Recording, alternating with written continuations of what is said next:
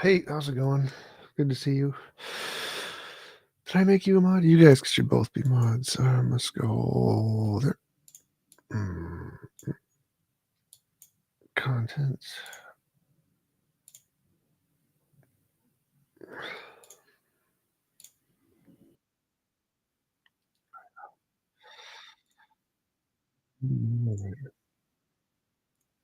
Save. Hey, Trillian, how's it going, Travis?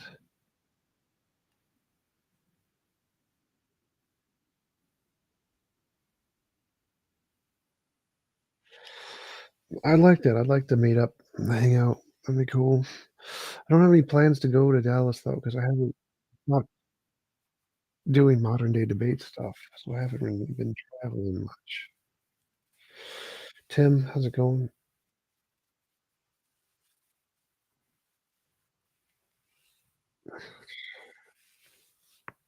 Oh, I need to make sure that I am in politics.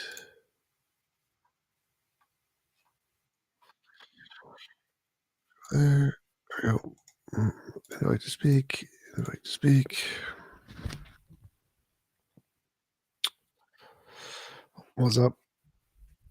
Yo, T-Jump, what's up? Not much. Clinton, yes, my main channel is monetized again. That's good. Hey, Gary, if you know anybody who wants to do debates in Australia, I'm planning to do a trip to Australia next year. So let me know if you have anybody who you can guess, like churches, theist Hello, debaters, any of anyone? those guys, set up debates. Oh, Hello? what's up? What's up, ex-Muslim? Yo, T-Jump, do you know who I am? I do not know who you are. No idea. Do you know a guy named Ibra Manga? Nope.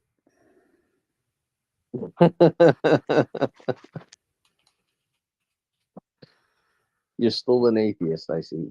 Yep. Have you heard of the atheistic hypocrisy? Nope. Is that what's his name? I forgot his name. I don't know. Go ahead. What is it? So there's an atheistic hypocrisy. It's basically it's an argument from hypocrisy where atheists demand empirical evidence for God, whilst at the same time willfully believe in historical figures where there's no empirical evidence for them. It's known as the atheistic hypocrisy. Well, that's just ignorance of basic epistemology. So there's a thing called implicit versus explicit evidence. Like if I said I saw a dog, dogs already have implicit empirical evidence. We've discovered dogs, we have their bones, their DNA, et cetera, et cetera. So if I tell you I saw a dog, even though you have no empirical evidence of that dog, we do have empirical evidence of dogs, and so it's rational to believe.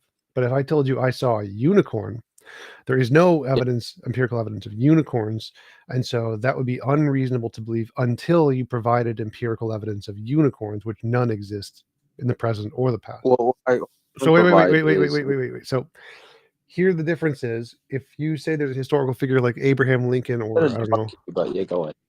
there's if you say there's like a historical figure like Caesar or something, there's no evidence of Caesar. It's still rational to believe Caesar existed because there's implicit empirical evidence of humans and all of Caesar's characteristic. But if you say something like there's a god, it's irrational to believe that because there's no evidence of. Hold on, let me repeat. I'm gonna debunk you real quick. So, well, you can't. This is just facts of fifth philosophy. There is implicit empirical evidence, right, of creation of things. You and I, it is rational to consider us created because we did not create ourselves. No. So therefore, it is rational, right? Well, no, absolutely, that does not follow at all. So like creator. To believe in a creator. No, you don't understand. Yes. You don't understand epistemology here. So implicit empirical evidence means empirically verifying the thing itself. So like saying we exist. Wait, stop. So saying we exist isn't empirical evidence of a creator. That doesn't work. Like nobody in science thinks that. Nobody in philosophy thinks that. That's just a stupid argument. So How like did you come implicit into it? empirical evidence means like we have bones of a dog. So like dogs exist. We know dogs exist because we have the bones. We That's have the DNA of the dogs. We have the genealogy of dogs. Like we have lots and lots of things that actually we can just go into a museum and say, "Hell, look, dog." We don't have that for God. You can't go to a museum and see the bones of God. Doesn't exist. You can't go to a museum and see the bones of a unicorn. Doesn't exist. So there's no implicit empirical evidence of yeah, God. but No. but that's how God works. Like you're trying to say I God is don't matter. care. I don't care how God Yeah. works. I care what evidence works. So Is God no, no, matter? no, no. Stop. So your original question was you said there was a hypocrisy in atheism because we You're require very dishonest. wait, Wouldn't wait, you wait, let me wait, wait, talk? wait, stop. So you said there's a hypocrisy in atheism because we require empirical evidence of God, but we don't require empirical evidence for historical figures. But that's perfectly epistemically fine because historical figures have implicit empirical evidence. God does Why can't not. I talk? Like, is this like a rumbling? Sure. No, this is my show and I get to talk as much as I want and I can mute you however I want. So I would suggest you be very nice. Go ahead. What do you want to say? Yeah, but I'm trying to like refute you, but you just won't let me. Like it's Well, I'm educating you, and so if you're trying to refute me, you're doing yeah. something I wrong because I'm already heard telling you. you facts about philosophy. Yeah. So the way I would refute that is simply put, God is not matter. Okay, What does that matter? God is not matter. Right? It matters because what does empirical evidence rely on? It relies on our interaction with matter. It's called a Okay. special pleading fallacy. That's irrelevant to the So, question. no, it's not. No, it's not. Because you're assuming that God is No, matter, no, no. I and don't therefore we care. No, it doesn't are matter if God's providing matter. So let me for. teach you basic epistemology here. So basic epistemology starts. You need a way to differentiate imagination from reality to be justified in believing anything. I don't care what it is. Supernatural, metaphysical potatoes. Don't care. Anything that you want to believe. You need some way to differentiate whether or not it's imaginary or whether it's reality. So, in the You case have of empirical. Abraham Lincoln, people from history, we have that. We have implicit empirical evidence of humans. So, we have reason to believe Abraham Lincoln exists, even if we don't have No, direct empirical evidence of Abraham Lincoln. God does okay, not that's have that. Therefore, it's irrational to believe God exists. If you want to say that God isn't empirical, that's fine. That just means you don't have any evidence for him. not quite true. Actually, you're straw manning my argument. But anyways, Okay, do how? you have any empirical evidence for consciousness? Yes, consciousness is synonymous with the brain. It's called identitarianism. It is what the consensus in neurology, biology, cognitive science, philosophy of mind, and every other mind field. No, let me respond to that. So no, there isn't any. There's no empirical There evidence for is. consciousness. See, There is. so no, there isn't actually. There The is actually. consensus Like of no, the the consensus of consensus experts was is there is actually. Like this is it's called no, there isn't. identitarianism. Dude, why So are you so silly. dishonest? Well, no, you can actually Google this. This is actually really common. So you There can literally, dude, there's literally none.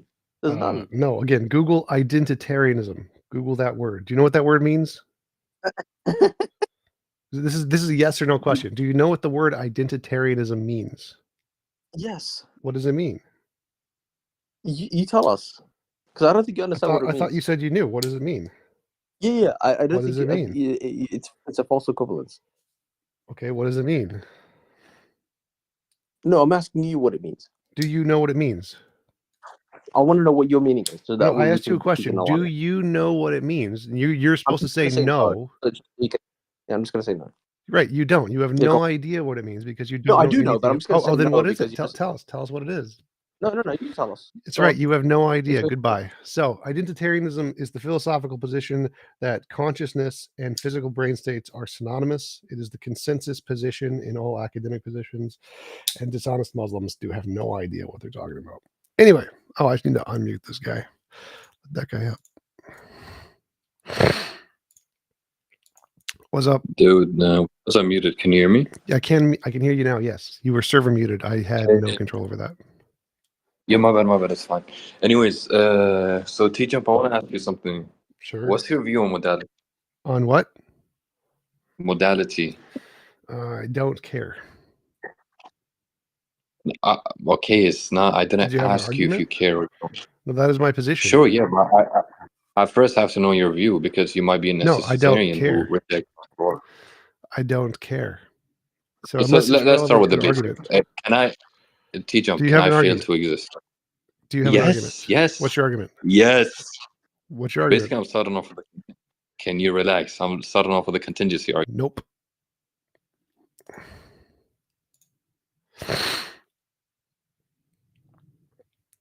Hello. Hey, How are you, teacher? sleepy. Teacher, do you believe in the existence of abstract object logic? Say that again. Do you believe that logic exists as an No. abstract object? Abstract objects do not exist, so that's a contradiction. Okay. So your reality exists. I think, therefore I am. Ooh, I exist. Yes. Yeah. Okay. So what is I refer to in that? It refers to my conscious experience. Yeah, okay, because if it refers to consciousness, then the entire external world will be viewed in perception of idealism, and No, it doesn't have the metaphysical argument. naturalism will not count. Wait. So the cogito doesn't have a statement on the external world. The cogito just says I exist. It doesn't say whether the external world exists at all. It just starts with I exist and doesn't tell you whether you're Yeah. idealistic or materialistic or dualistic. It doesn't have a position. It doesn't care. So the only thing it says is that you exist, and whether or not the external world exists You're is a having separate a question. Yeah, okay, but to claim that I, because for to have an experience, I must recognize that I exist on the first place. So what I'm asking you is what that I refer to, because when you're having a debate with a what's that? I forgot that word. Presuppositionalist. Presupposition, something like that. Yeah, Presuppositionalist. presuppositionalist. And then he asked me this question.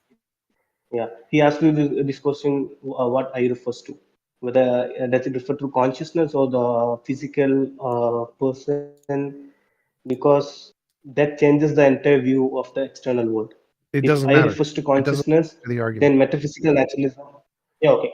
So like Okay, if then I what about said, therefore I am? one second.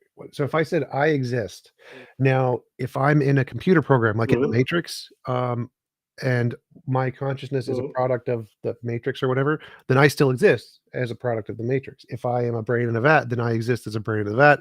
If I'm in an idealistic pure consciousness realm, then I'm an idealistic pure consciousness realm. If my conscious experience is caused by electrical firings in Venus, then I'm electrical firings in Venus. And so Mhm. what my conscious matter Okay. is made of doesn't make a difference. All that matters is that my conscious material is made of something.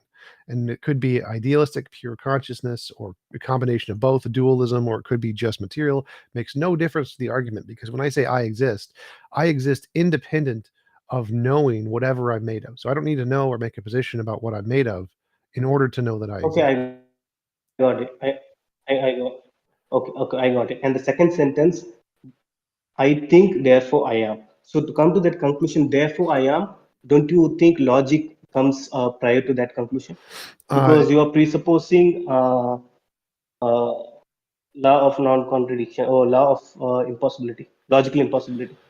Law of non-contradiction. There is no law of impossibility. But so in the argument does, yes, but the argument is simply an expression to describe the experience. So the experience doesn't presuppose anything. The experience exists independent of you knowing logic. Yeah, And then we can describe that yeah. experience The with the reality argument. exists. I have heard this argument. The reality exists irrespective of whether we or our mind exists or not.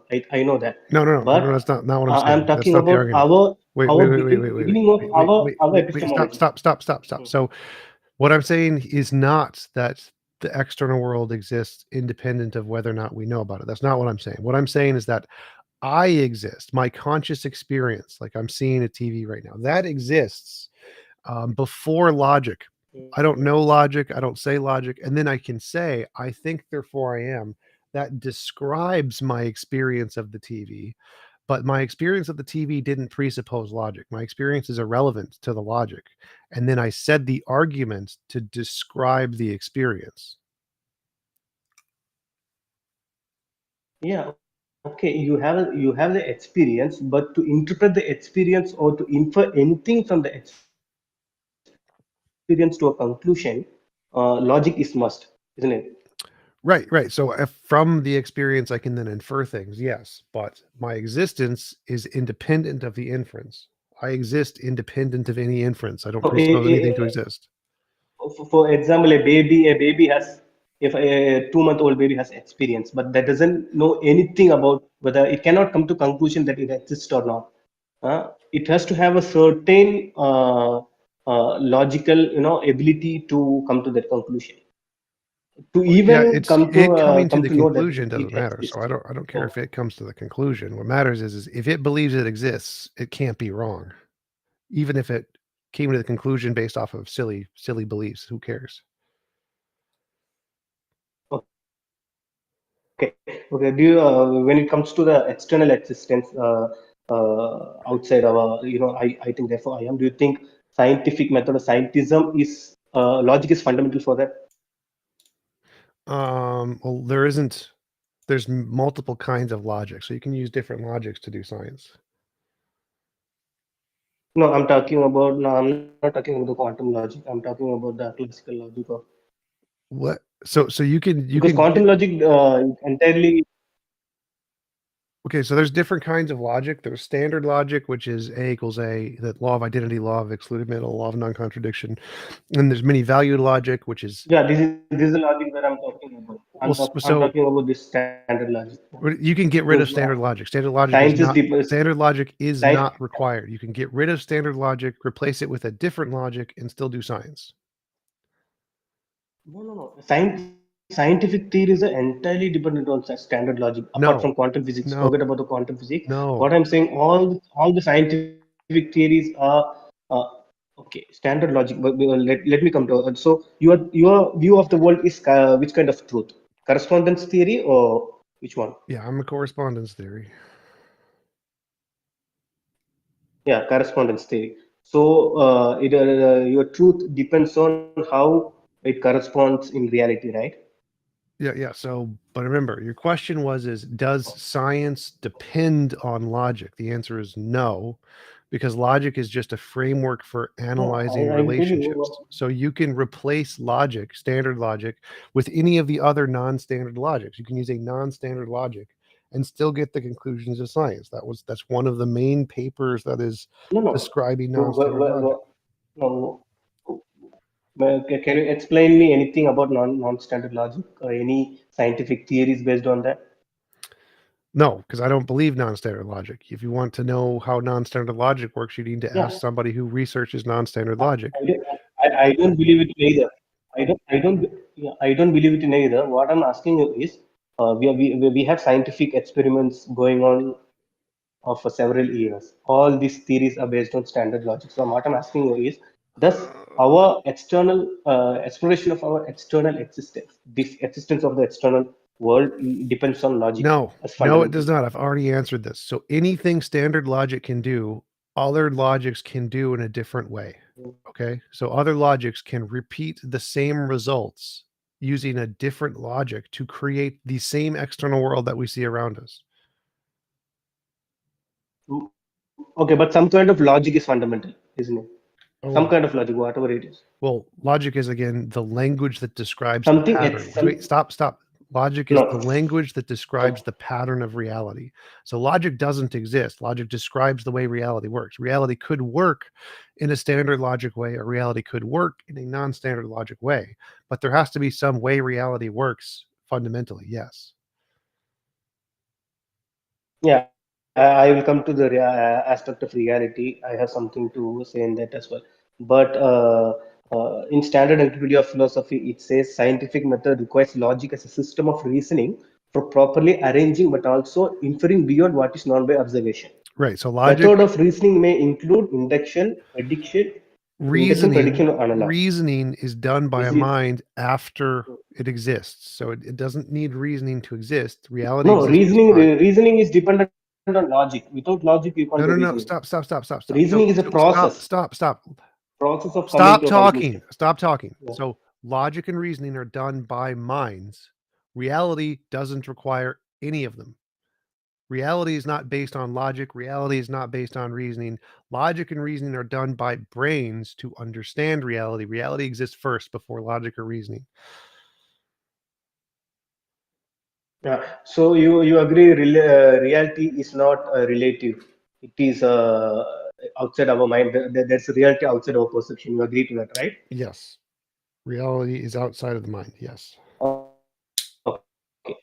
Now, outside of the mind, that means whatever we observe could be a part of reality or could be some other angle of reality, but there exists some ontologies and reality outside our perception. So you cannot say whatever is proven via scientific method is only true. There are truth outside of our observation. You yourself agree to that, isn't it? What you can't say things are true with 100% certainty other than that you exist. No, we don't have to say, we don't have to know anything. I'm just to come to a logical conclusion that there are things outside our perception. Or different, there could be different ontologies, different things. We can come to a conclusion of the existence of those things using logic, but we don't have to know anything regarding that. I'm not talking about the epistemological aspect. I'm talking about there are ontologies. Just to come to conclusion of the existence of different ontologies, because evolution is not obliged to give us the perception to perceive actual or entire reality. I have So absolutely no idea what you're by saying, that dude. argument alone, we will have to come to a no, what I'm saying is our entire reality, our study of reality is entirely dependent on our perception of the reality. Sure. So evolution is not obliged to give us the perception to perceive the entire actual reality. Evolution is Sure. only obliged to give us the perception to perceive reality for survivability. Okay, so it doesn't have to give us the perception of entire reality. So Yes. there is an entire reality outside, which you yourself agreed. Reality is not dependent on mind. My Then it will simple become relative truth. evolution doesn't need to give me a view of the entire reality. I don't care. It gives me a single view. I exist, and that's Hmm. enough. I don't need anything else. I can then build off of that. Yeah, So okay. Okay, it gives us a single view. With that, we can study the patterns and the mechanical aspect of the things, and then we can develop so many things. I agree to all of that. What I'm saying is, can you at least agree that there must be some other ontologies and reality outside our mind? Because you every time you say there doesn't must we be. can only believe in things. No, must be, because evolution is not obliged to give us the perception to perceive the entire reality. It doesn't So there matter. must be It a doesn't reality matter.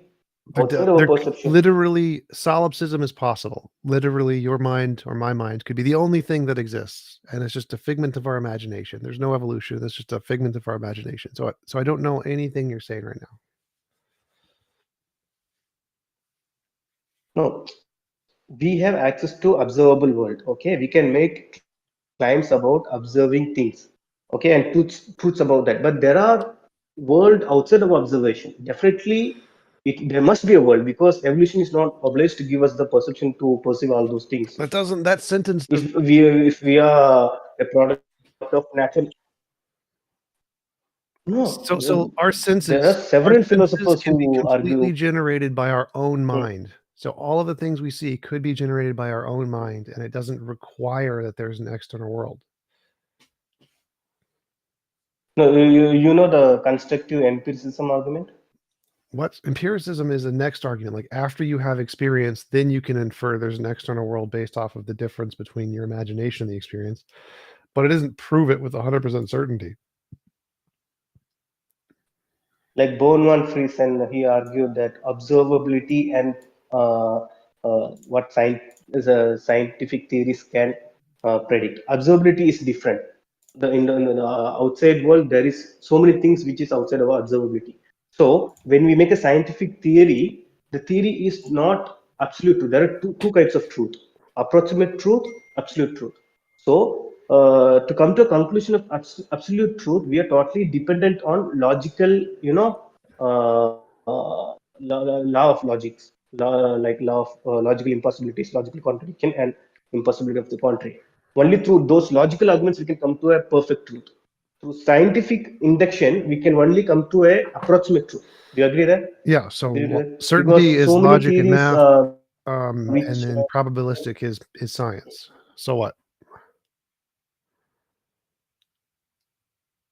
yeah, I just want to like, because in every video of so viewers you are saying that whatever is proven via induction is the only truth to differentiate it from imagination Yeah. and with novel testable prediction. But many theories which has been proven with novel testable prediction have turned out to be false later. Yeah. That doesn't matter. I've taken a list of several scientific. It doesn't matter. Yeah. So like, So if that's the case, yeah. If that's the case, then pessimistic meta induction, according to that argument, they say if you prove certain theory turns out to be false, then those methods cannot be trusted anymore. Because you said novel testable prediction is the only way to know truth, but there are theories which has been proven with novel testable prediction turn out to be false later. doesn't So matter. pessimistic meta, So like yes, there are theories that were based we on cannot logic, trust like in you those can use things. logic to try to infer there's a god, like Thor or something, and that was proven wrong. So you can use logic to come to theories that are wrong and don't correspond to reality, and that happens more No, often than theories based off of science. So logic doesn't tell us anything about the external world at all. logic, like I told you, like logically we can come to a conclusion that everything that is measurable is dependent. No, that's false. And then That's we will false. have to go That's to the false. That's argument false. of Stop. That's no, no. false. Then we will have to If you go to the came to we that will have to conclusion, you no, would be no. The wrong. false. You told me about Stop. Stop. no. You told me about Stop. necessitarianism, Stop. Stop. but in Stop talking. necessitarianism, Okay, so the first thing you said you came to a logical conclusion that everything we can measure is contingent. That is a proven false thing. So if you're using logic to come to that, you're wrong. That's a theory that's like saying I don't know, phlogiston, a scientific theory that people had based off of empirical evidence that was proven wrong. Well, your theory that you can logically deduce that anything that's measurable is dependent is equally as wrong as phlogiston. And so, based on your own logic, that a theory which can get things wrong about reality is or the method you shouldn't use anymore. Well, then you should stop using logic because logic doesn't work definitively because your theory is definitively wrong.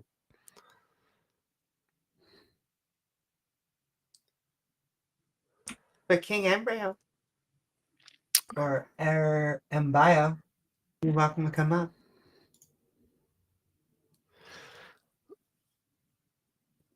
Anybody else? Questions, comments, God stuff. Hey, Amy, how's it going?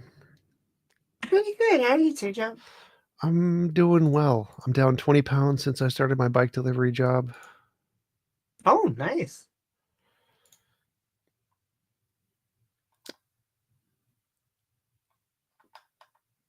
I've been doing the opposite, which is eating chocolate. I probably need to do more biking. Get a job at Jimmy John's. Oh, I like Jimmy John's. I like sandwiches. 60-second skeptic. Thank you for the super chat. Do you think the pattern of moral progress is moving forward in places like North Korea, or is that too narrow a lens for moral progress? Yeah, I think even in North Korea, moral progress is moving forward. Like the society in general of people in North Korea probably think that the rights of humans matter more than the dictatorships 1,000 years ago. So I think that even comparing their progress, it's not going to be as much as everyone else, but I think that their progress is also a thing.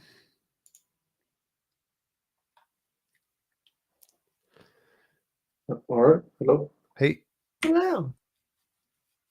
Yeah. I just want to come up and like give you like a statement and just let me know if you disagree or agree.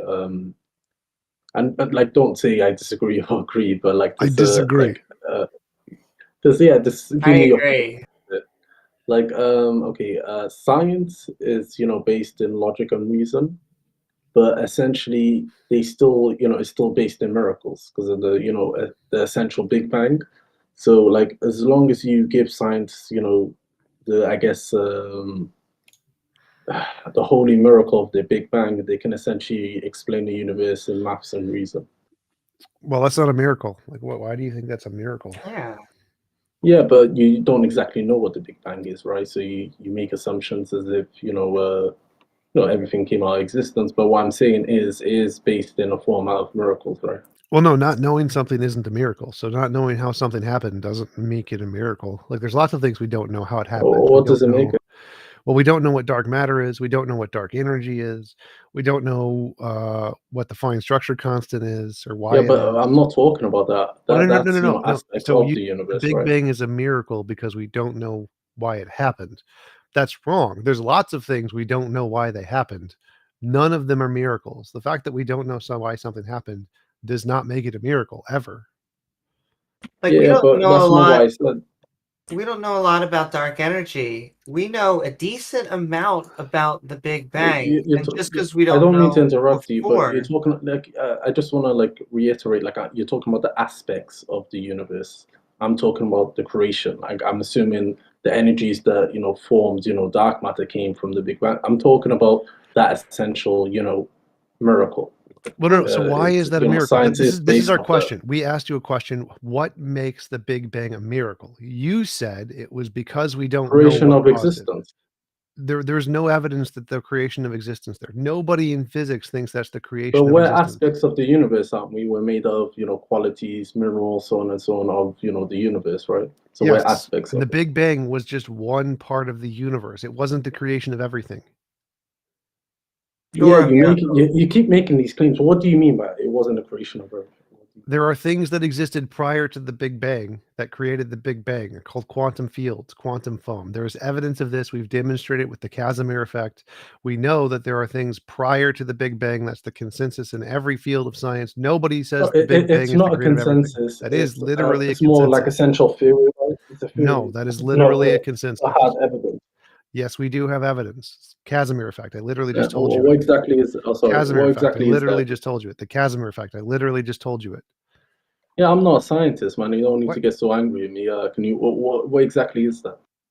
It's an experiment that demonstrated that virtual particles exist and things can pop in and out of existence, which is how the Big Bang happened, which is one big virtual particle event. And I'm assuming throughout these experiments, they found evidence that this format could exist. Yes, it's an empirical thing we can do in a lab that can actually demonstrate they exist. Okay, given that experiment proved that, what exactly does that prove in the creation of the universe? It proves the process and methodology by which particles can come into existence with antiparticles, and that's how the Big Bang. That's what the Big Bang is: particles coming into existence. We also So, don't believe. where did like these particles come from? They just come from Vacuum energy. this vacuum energy. Quantum fields, quantum foam. Yes, we've demonstrated this. So we have evidence. There's nothing about this is faith. Nothing about this is read a holy book and have beliefs. Nothing about this is gibberish. Everything about the Big Bang is empirically verified, and everything about the theories that explain the Big Bang is a combination of known, verified principles, laws, and methods in physics. None of this is comparable to a miracle. None of this is comparable to God. It's all better than every single religious belief ever invented. None of it's fake. Yeah, but like, what exactly was there before the universe? Was it just a vacuum? Like, it's a lot of like Quantum assumptions you're fields. putting There's out no there. assumptions are fine. None of it's faith. It's all better than religious beliefs. A religious belief, garbage. Faith, science, not faith, not garbage. Yeah, that's not why I asked. You keep explaining that, this, like these two entities came together, smashed, and created a universe. But like, where exactly did No. they come from? Did they No, pre-exist in a let's separate it. vacuum, or? So if you want a basic primer on physics and virtual particles, you can Google it. It's fine. But your original question was, is science requires the faith of the Big Bang? So I proved that wrong. There was no faith in the Big Bang. And so that statement you made is wrong. And can Well, I like also point I out? don't fully agree with you. obviously. But you know, But that question is silly because it's like asking when you're at the North Pole, well, where is more north than the North Pole? The answer is I don't nowhere. think any question is politically, you know, stupid. I think gaining knowledge is very Well, important. But no, regardless, okay. but I'll show you why it's either a silly question or I would at least like the same response back is what caused God to exist? Uh, I don't know. I guess when AI gets similar intelligence, you know, then that's will probably question that. But like, regardless of that, when it comes to questions like, are we going to be able to even comprehend it? Are we even like prepared? Do we have the technology? Do we have the maths? The other forms of physics? I don't think we do. But do you think you can actually comprehend that answer? Yes, that's a very easy Yeah, answer to yeah. comprehend. When people say we can't comprehend it, that's usually an excuse for their ideology being wrong. No, to fully understand the existence of God, I'm right. Because if we're talking about the existence of, like, I'm using the Abrahamic God, he Yes, exists out of yes, it's time, fully easy to space, comprehend it. these type of 100% things. easy. No, not even a Yeah, problem. yeah. Okay, yeah. But what I'm saying is, seeing as we're aspects of the universe, we can only somewhat, Nope. comprehend the Nope, this aspects is an of our excuse. This universe. is an excuse Okay. theists make that says, "Oh no, we couldn't possibly understand it." That's what happens when people make up false Well, ideologies and they want to make up excuses for why they can't give an actual answer. They just say, "Oh, it's impossible to understand." can you create a time machine for me? I don't need a time machine. I can understand I Can you can create understand the one? Can you past. just tell me how I you do not create need one? to create a time machine at all. Why you keep avoid like? Can you just tell me how you create Because one? Well, I don't need to build a time machine to be able to understand things. Yeah, but Understanding yeah, is you happens in the understand brain. time so much. Why don't you build me a time machine? Stop talking. So I can understand a thing outside of space-time just fine. We actually have those in quantum fields. We can understand those things without being able to build everything. Do you Understanding understand is time? not contingent on the ability to build stuff. So yes, we could but understand God's existence just Well, fine. control. No, it's not building stuff. It's a time machine. You can move up and down from time, and God knows I don't need sideways to maybe. But build things to understand things. You're just making this very, well, very like if we're stupid talking about, error. you can't. Okay, okay. If but we're King, talking, You're making this very stupid error where you keep trying to conflate our ability to make things is being contingent on our ability to understand things. Those are not the same. I can understand how a star works, but I can't build a star. The ability to build something is not required for the ability to understand something. So you're making this stupid argument to try and show we couldn't understand God because we can't build time machines. That's just a stupid argument. No, get better at making arguments. and this is why I wanted to test your epistemology, well, like because if you're about to saying terror. that God Can I just cannot reply back to? be, good reply back. Like you say, like building things are not important to understanding things. Clearly, we're building telescopes, things in How are space, you this new dumb? constructions on Earth. I think with those inventions, we've discovered a lot of things. How are you For you this to say dumb? that, if How does that sentence correspond to anything I just said? Let me say this for you again. I can understand things without the need to be able to build it. I can understand what a black well, you hole don't is. need to Can insult me, man. I You don't need to insult me. I do, because what you said is so insanely inane and stupid. So, can I build a black hole? And No, in what no, I way? cannot build a black hole. Do I understand what a black hole is? Yes, yes, I do. No, you don't. Yes, You I can't do. build it. You don't know the fundamental. You're a dumbass. But and this is what I wanted to get at is that I'll let you run we for. don't have to know. If you want to let It's him all back up, good. and if you wanted to let him back up and chat, that's fine. Is he? Where is he down there?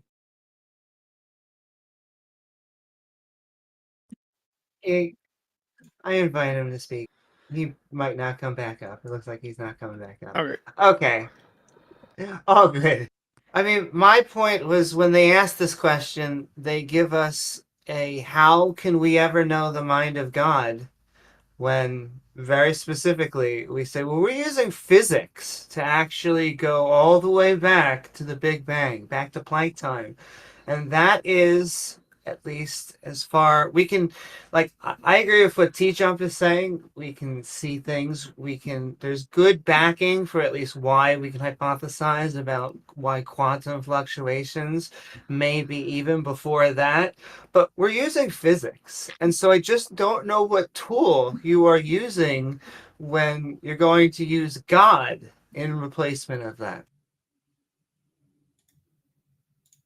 And the answer is too mysterious. So that seems. It's a book. Give me You're using a magical book that was written by goat herders, and that is better than all of science combined.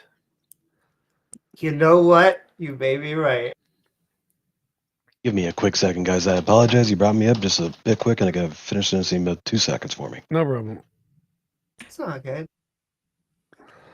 Sending love to Live Chat, sponsored by Live Chat. All right, good. Sorry, I do claims adjuster work, and I just got an email on the claim side to respond to it real quick.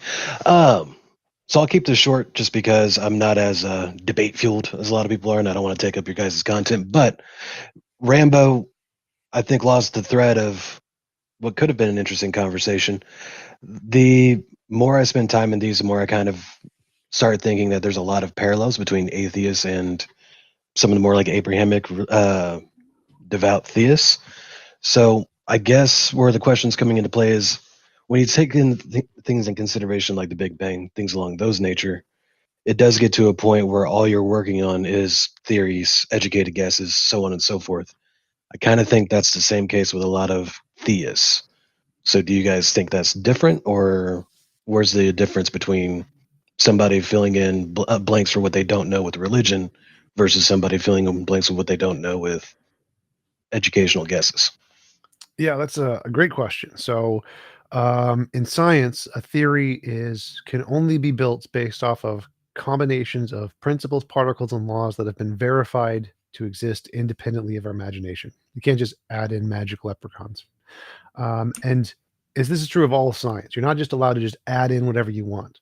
For something to be a reliable theory, it can only be a combination of things that we have already demonstrated exist independent of our imagination. Whereas gods are not. Like they just make whatever up, they make up whatever they want and add it in and say, this is my sky daddy. And so for answering what we don't know, like if you see a hoof print in the snow, you could say it's probably a horse. Probably a horse left the footprint. And that would be reasonable because we have evidence of horses. Horses exist. But if you said a unicorn did it, that would be unreasonable because we have no past evidence of unicorns. So even though we don't know what caused the hoof print, we can still say that the rational hypothesis is the one that uses things that we have past evidence for and is not making up new things that we have no evidence for. Science does the same thing. So because science takes things we don't know, like dark matter or dark energy or the origin of everything, and tries to answer these, it's trying to answer them with things that we have evidence actually exist, rather than just making up complete gibberish based off of whatever farts into our imagination at the time, which is what religion's doing. And that's why they're not equivalent. So you bring up a good point with it, and I do want to, I guess, preface this again by saying I'm just trying to get more information from your stance. But you said science is a matter of combining, and I apologize, I don't misquote you, as particles, and what was the other things? Principles, particles, and laws that have been verified to exist independent of our imagination. Perfect. So in order for scientific theory and scientific thought process to work, there's a criteria. I feel that's the same within most religions.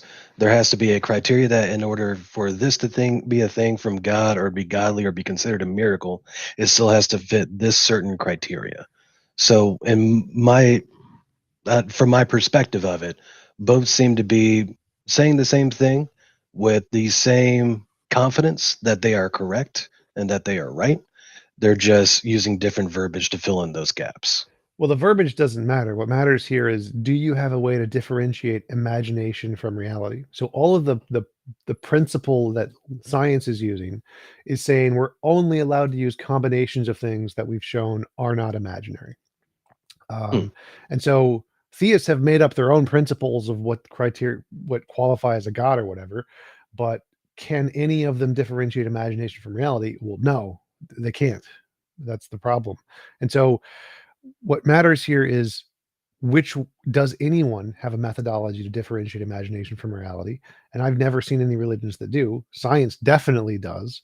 And that's what makes science better. And so as long as they focus whatever their principle is around the ability to differentiate imagination from reality, that's going to make it better than all the ones that can't differentiate imagination from reality. So I don't really care what principle you come up with. What matters is can you differentiate imagination from reality? Science can, religions can't. That's the difference. What is a hypothesis if not somebody's imagination that they plan to vindicate or prove one way or another? Well, again, so if it's a hypothesis that's built or combined of only things that have been demonstrated to exist, like I saw like a horse created the hoof prints, that's going to be better than one that's adding in parts that have not been demonstrated to exist. Like the hoof print was caused by a magical unicorn. That would be unreasonable to exist. So there's a difference between you imagining a horse did it and you imagining a unicorn did it. In one case, it's a combination of only principles, particles, and laws that have been demonstrated to exist, which makes it rational. In the other case, you're making up entirely new ontologies of entirely new properties that have no basis in reality other than your imagination, and that's unreasonable to believe. But we can also move hypotheses into theories. We can say, look, we found like hoof DNA, and now we can definitely verify that this was indeed a horse. And so we do this for crime scenes. This is what we get a lot from theists, and we ask, if there was a murder scene, could we prove that they did it without us being there? And the answer is yes. We don't have to be the ones to actually be there at the crime. We just have to collect Data. Collect data. Exactly. Yeah. That's fair. And it's, again, just to play devil's advocate, I feel like to some degree, theists tend to do that as well. Because like you're going to obviously like have like stupid claims like, oh, I saw the Virgin Mary's face in a tortilla or some nonsense. There's typically an investigation done into similar claims such as that to prove if it's just bullshit or if there's some kind of prevalence that they may chalk up to some kind of divine influence into it. So the processes are still there. It just, I don't know. To me, it does seem like, although neither side will ever want to admit it, there's a lot of parallels to be drawn between hardcore atheists and hardcore Abrahamic theists. I don't see the parallel you're making there. So, like, yes, theists like try to investigate things like real demon possessions versus fake demon possessions. They try to identify real miracles versus fake miracles. Like they have saints are supposed to do 2 or 3 miracles after death to become a saint or whatever. They have a made up criteria that they have imagined that they use. The question is which ones can differentiate imagination from reality? Science is the only one that can. And so science is the only one that can make predictions about the future, about things we don't know and have never seen before, and get it right. No religious belief, no religious methodology has ever done that. And so we differentiate good, reasonable methodologies from garbage people farted into their brains that have no basis in reality, based by the ones that can predict the future and get it right. That's the difference. That's the difference between scientific methodologies, which have a strict criterion of what they're allowed based off of only the things that can do that, and religious belief, which is based off of people's feelings and nothing else. If you're trying to say that atheists can be dogmatic too, then sure. But I agree with everything that T-Jump said. We at least are trying to, if you are a skeptic, come to the table with evidence for our beliefs. No, absolutely. I'm not qualified to even begin doing that with anybody's beliefs. I just tend to, I don't know, I like to learn more about asking people things like this so that way it kind of helps give me perspective on it all. But that pretty much wraps that up for me. I really didn't have much else to go on. Like I said, don't want to take up all of your guys' content time, so I will yield the floor to the next person that wants to holler and scream and do all kinds of nonsense with you guys. Appreciate the time. Thank you for coming. Discord friggin' shrinks the name, so all I see was D. But thank you, D.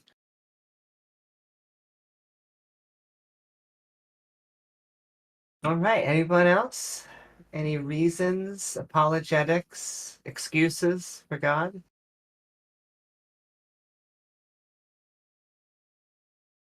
It sounded like such a scowl, but I really wanted to say it much nicer. Any reasons for God?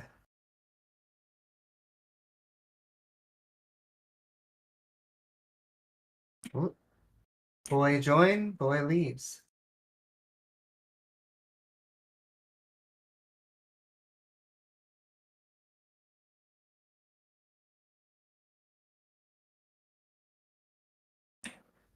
Just raise your hand and we can bring you up.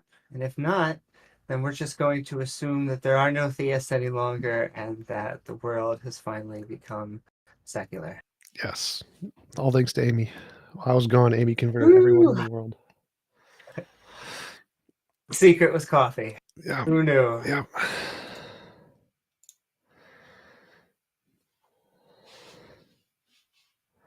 Yo, so I also have a question. So we can just argue about God existing. So we could just Okay. argue for like, for example, if like there are something called cause and effect, and do you think everything necessarily needs to like have a cause in order for the effect to go through? No. It's called a brute fact. If you Uh, Google the word brute fact, this is a thing in philosophy that they're uncaused things. cause Yep. I think for only uncaused thing in this scenario would be something like God. So that's Nope. fine. So like uncaused things would be like I forget what it is in quantum mechanics. There's uncaused particles that pop out of existence, called virtual Virtual particles. And those have been confirmed. Like there's a consensus in physics that these randomly occur. They're uncaused. Brute facts. Anything could be a brute fact that's uncaused. Doesn't need to be a god.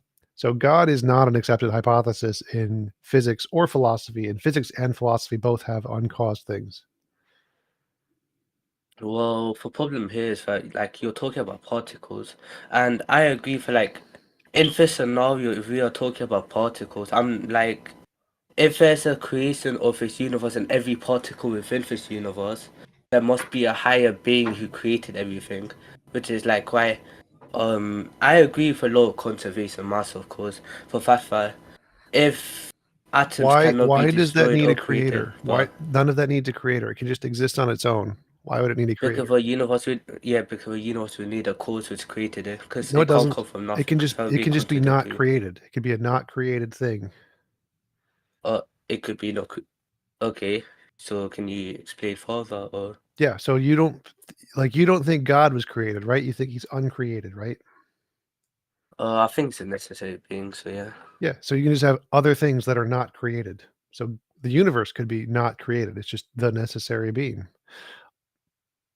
Quantum fields could be uncreated. That could be the necessary being. So you think for universe came from nothing?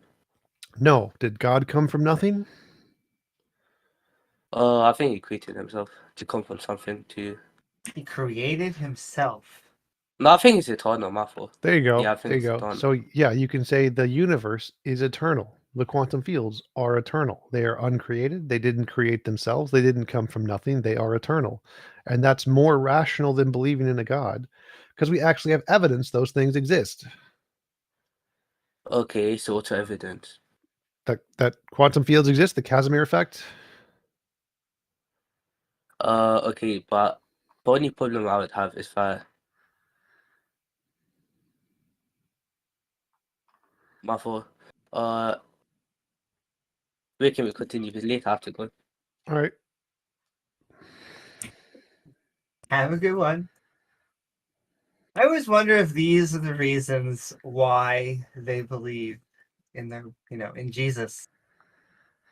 I don't ever think Was an that's the case. uncaused. Yeah. But I don't think it matters because I think like the reason why people believe is usually personal and emotional, which doesn't have any basis in logic, and then they try to make logical reasons that justify it after the fact. But I think that's Sure. fine. Anybody can do that. Like people do that with scientific theories all the time. Yes, but it is just fascinating that at least some part of their brain knows that going camping with the wife and, seeing Jesus in a lake or something, it's probably not going to convince the guys or the skeptics or whoever they're talking to, the person at the bar. And so they have to go with this. Well, I The think so. I contingency think or every alone. I think every epistemology or every hypothesis starts with something like a personal experience. Like you had a dream about it, or it just came into your head that this kind of makes sense, even in science. And no one's ever going to be convinced by that. That's a terrible reason to believe anything. But then after you have that like initial hypothesis, then you start looking for confirmatory evidence. You try to make novel predictions, try to build a way to make it fit into the other scientific models or whatever. And I think there's nothing wrong with that. There's nothing wrong with starting with a terrible justification to come to a belief and then looking for evidence. What's wrong is that when you don't find the evidence, you're not willing to abandon the belief. And so starting with terrible evidence is fine. Scientists do it all the time. And then using that to try to look for confirmatory evidence of your silly hypothesis is totally fine. And both theists and atheists do that. The difference is that theists won't abandon their belief when they don't find evidence or when there's disconfirmatory evidence, where scientists will. Well, I don't think that they currently have good evidence for a God. I'm sure that there's been many hypotheses in science that are now theories that started off maybe as a personal experience, but we're just looking for good evidence. If they could convert that hypothesis 2,000 years ago into a theory, even though they hate that word, but if they could make it into one, you'd believe a man came back from the dead. Yep. Anybody else evidence arguments for God?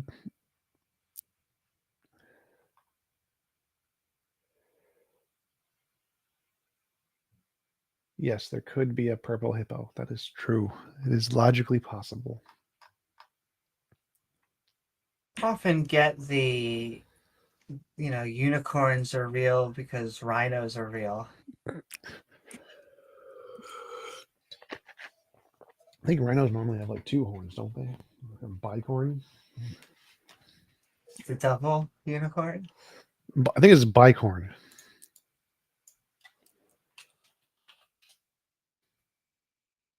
Then again, many of the people who oppose this, they think the world is 6,000 to 10,000 years old. Come on, theists. Come on and talk about God.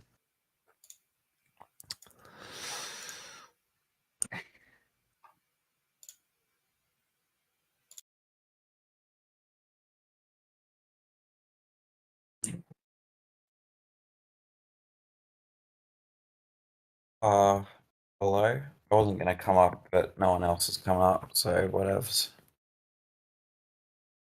How are you? Yeah, I'm good. Um, oh, I did want to make a little point. T-Jump, there was an error. Brute fact is not a fact that doesn't have any, like, cause. A brute fact is just something that doesn't have an explanation. So something can have no cause, but still an explanation. So, um, I don't think you're gonna necessarily disagree. No.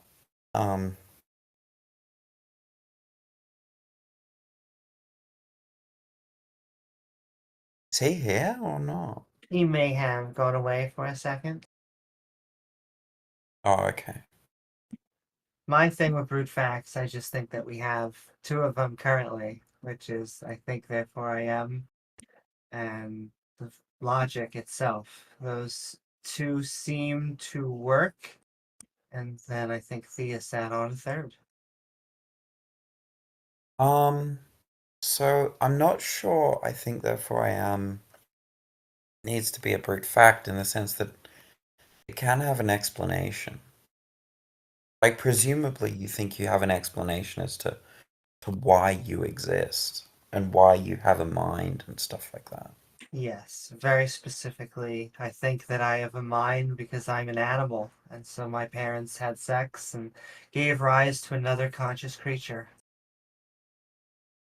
Yeah, so the fact of your thinking wouldn't be a brute fact. Because it does have an explanation. Well, has an explanation, but I don't think that there can be any other way. I think that that is a starting place from which we can branch off. No, I think that's a perfectly fine starting place for epistemology. That seems reasonable to me.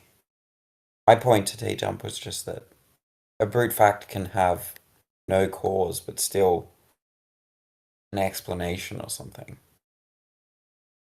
Because brute facts are generally defined as a fact that doesn't have any explanation. To me, we just mostly deal with brute facts, at least now, epistemologically, is with the presuppositionalists. Not always, but because they seem to put God as a brute fact. And I know you're an agnostic, but Yeah. I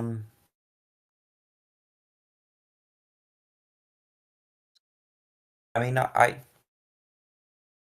is anyone else like I had a question about T Jump's moral view, but if he's not here, well, then I can say maybe just stick around for a second while he gets back, and I'll just do another call out. Any theists out there? Time for you to prove God. This could be the time where you get maybe 2, maybe 3 converts. Who knows?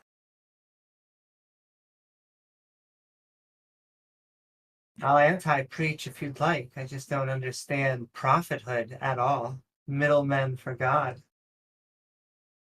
Please, someone explain why we need these quote-unquote teachers that have to be the ones that not only communicate one-on-one with God, but prophets make prophets, ladies and gentlemen. It's good to be a king, or the prophet in this case.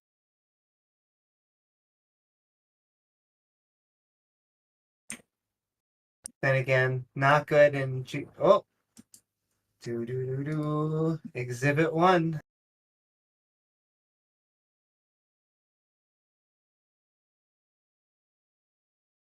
How are you, Exhibit 1? I'm doing well. How are you? I'm doing good.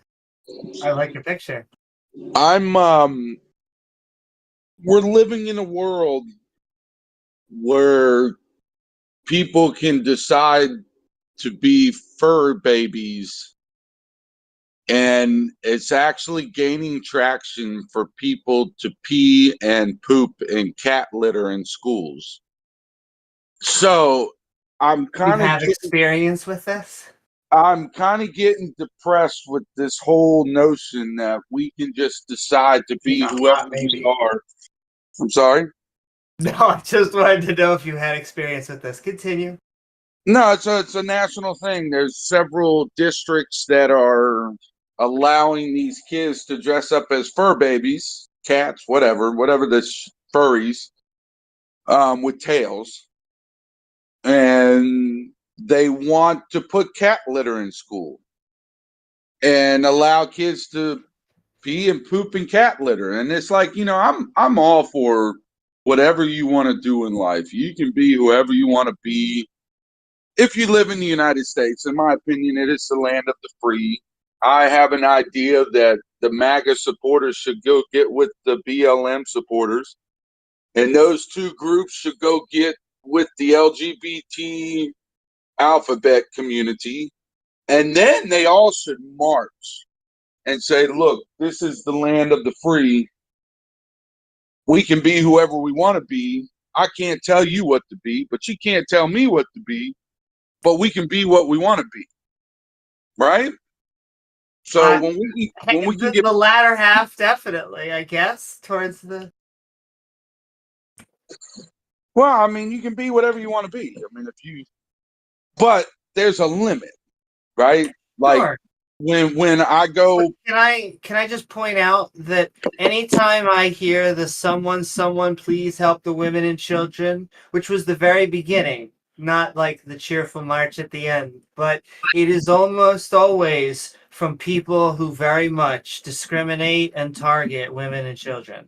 Not saying well, if you, you I want to mean talk the about the leaders Lord, and institutions, like the conversion of children into religion, like they do it and with a smile on their face, and many of the communities think it's a good thing. well, there's all religion.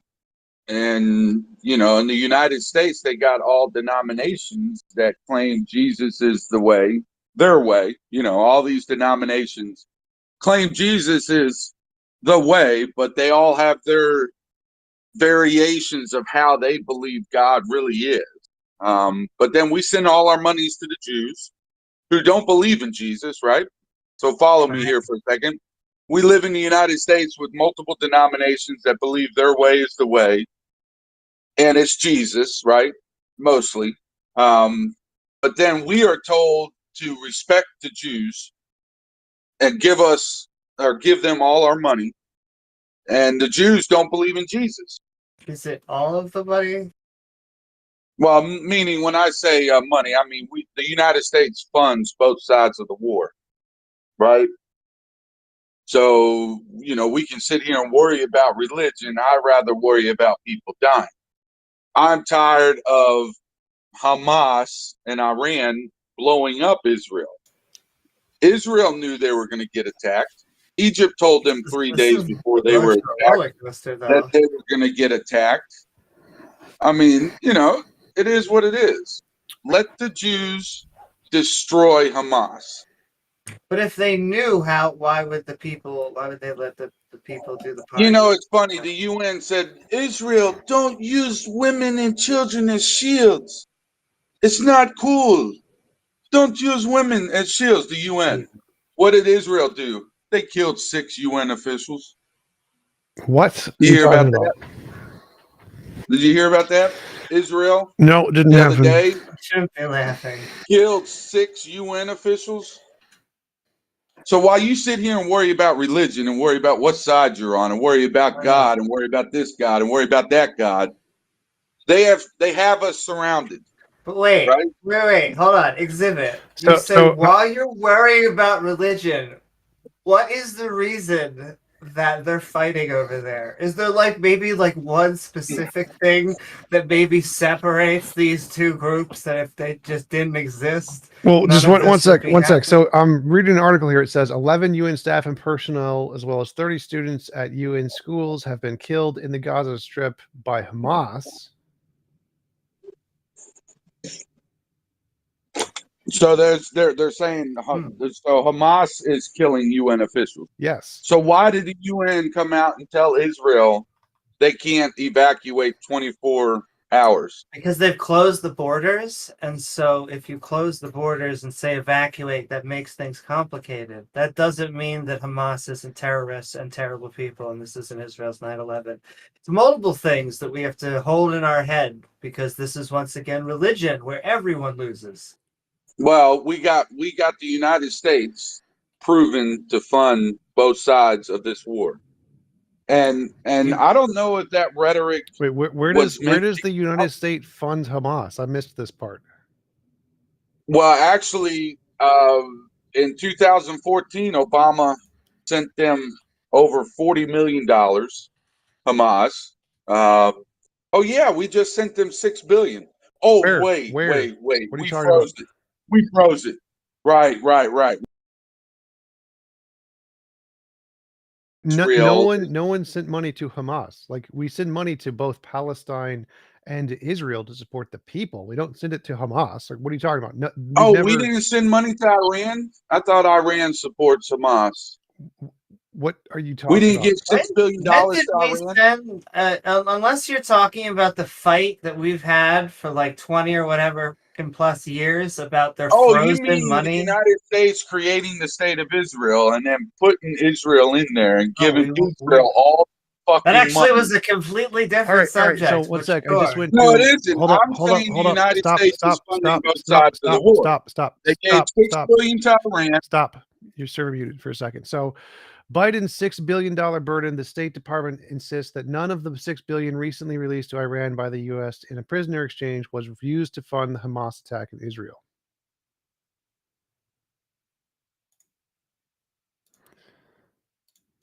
Okay, now that you unmuted me, so you can believe that story. Well, there's two Well, a things. week Two ago things. they One said sec. they sent it to them. There, we didn't. No, there spend, we ain't did one not spec. spend You believe anything these to them. hyperboles. Stop talking. You Stop believe talking. these hyperboles. Stop talking. They come. We didn't send them anything. The $6 billion was frozen of their money that we stopped them from having, and we just released it back to them in exchange for prisoners. And will their government possibly use that to fund terrorism? They possibly will, but we didn't give them the money. We didn't like give them $6 billion American dollars. We unfroze some of their assets that we froze. Oh, I'm sorry. We were a dictator. Yeah. And told Iran in the 50s, when they actually had a good leader, we overthrew them. The CIA overthrew the leaders in Iran in 53. Yes, that was bad. Okay. Okay, what's the point? So yes, we took their money. And then we put the leaders that we wanted in Iran. Fast forward to 2023. What is the point? What is the point? Yes. We funded the war. What is the point? We created the state of Israel. Oh no, the people. What is the we point? pay. We gave $8 billion to That's Israel a this stupid week. argument. So just mute stop. me. Stop. Yes. Just mute Yes. me over talking. Okay, that sounds like a great idea. So like the biggest funding of terrorism is the fact that we pay Saudi Arabia billions of dollars for their oil every year. That's the biggest funding of terrorism. But that doesn't mean we're funding terrorism by buying oil. The fact that we use the money to do things which are perfectly legitimate, and then those people who we spend the money on misuse the money to fund terrorism is a separate. It's capitalism, pretty much. But so we're not funding terrorism by using the money legitimately to buy oil, even though Saudis clearly support terrorist organizations.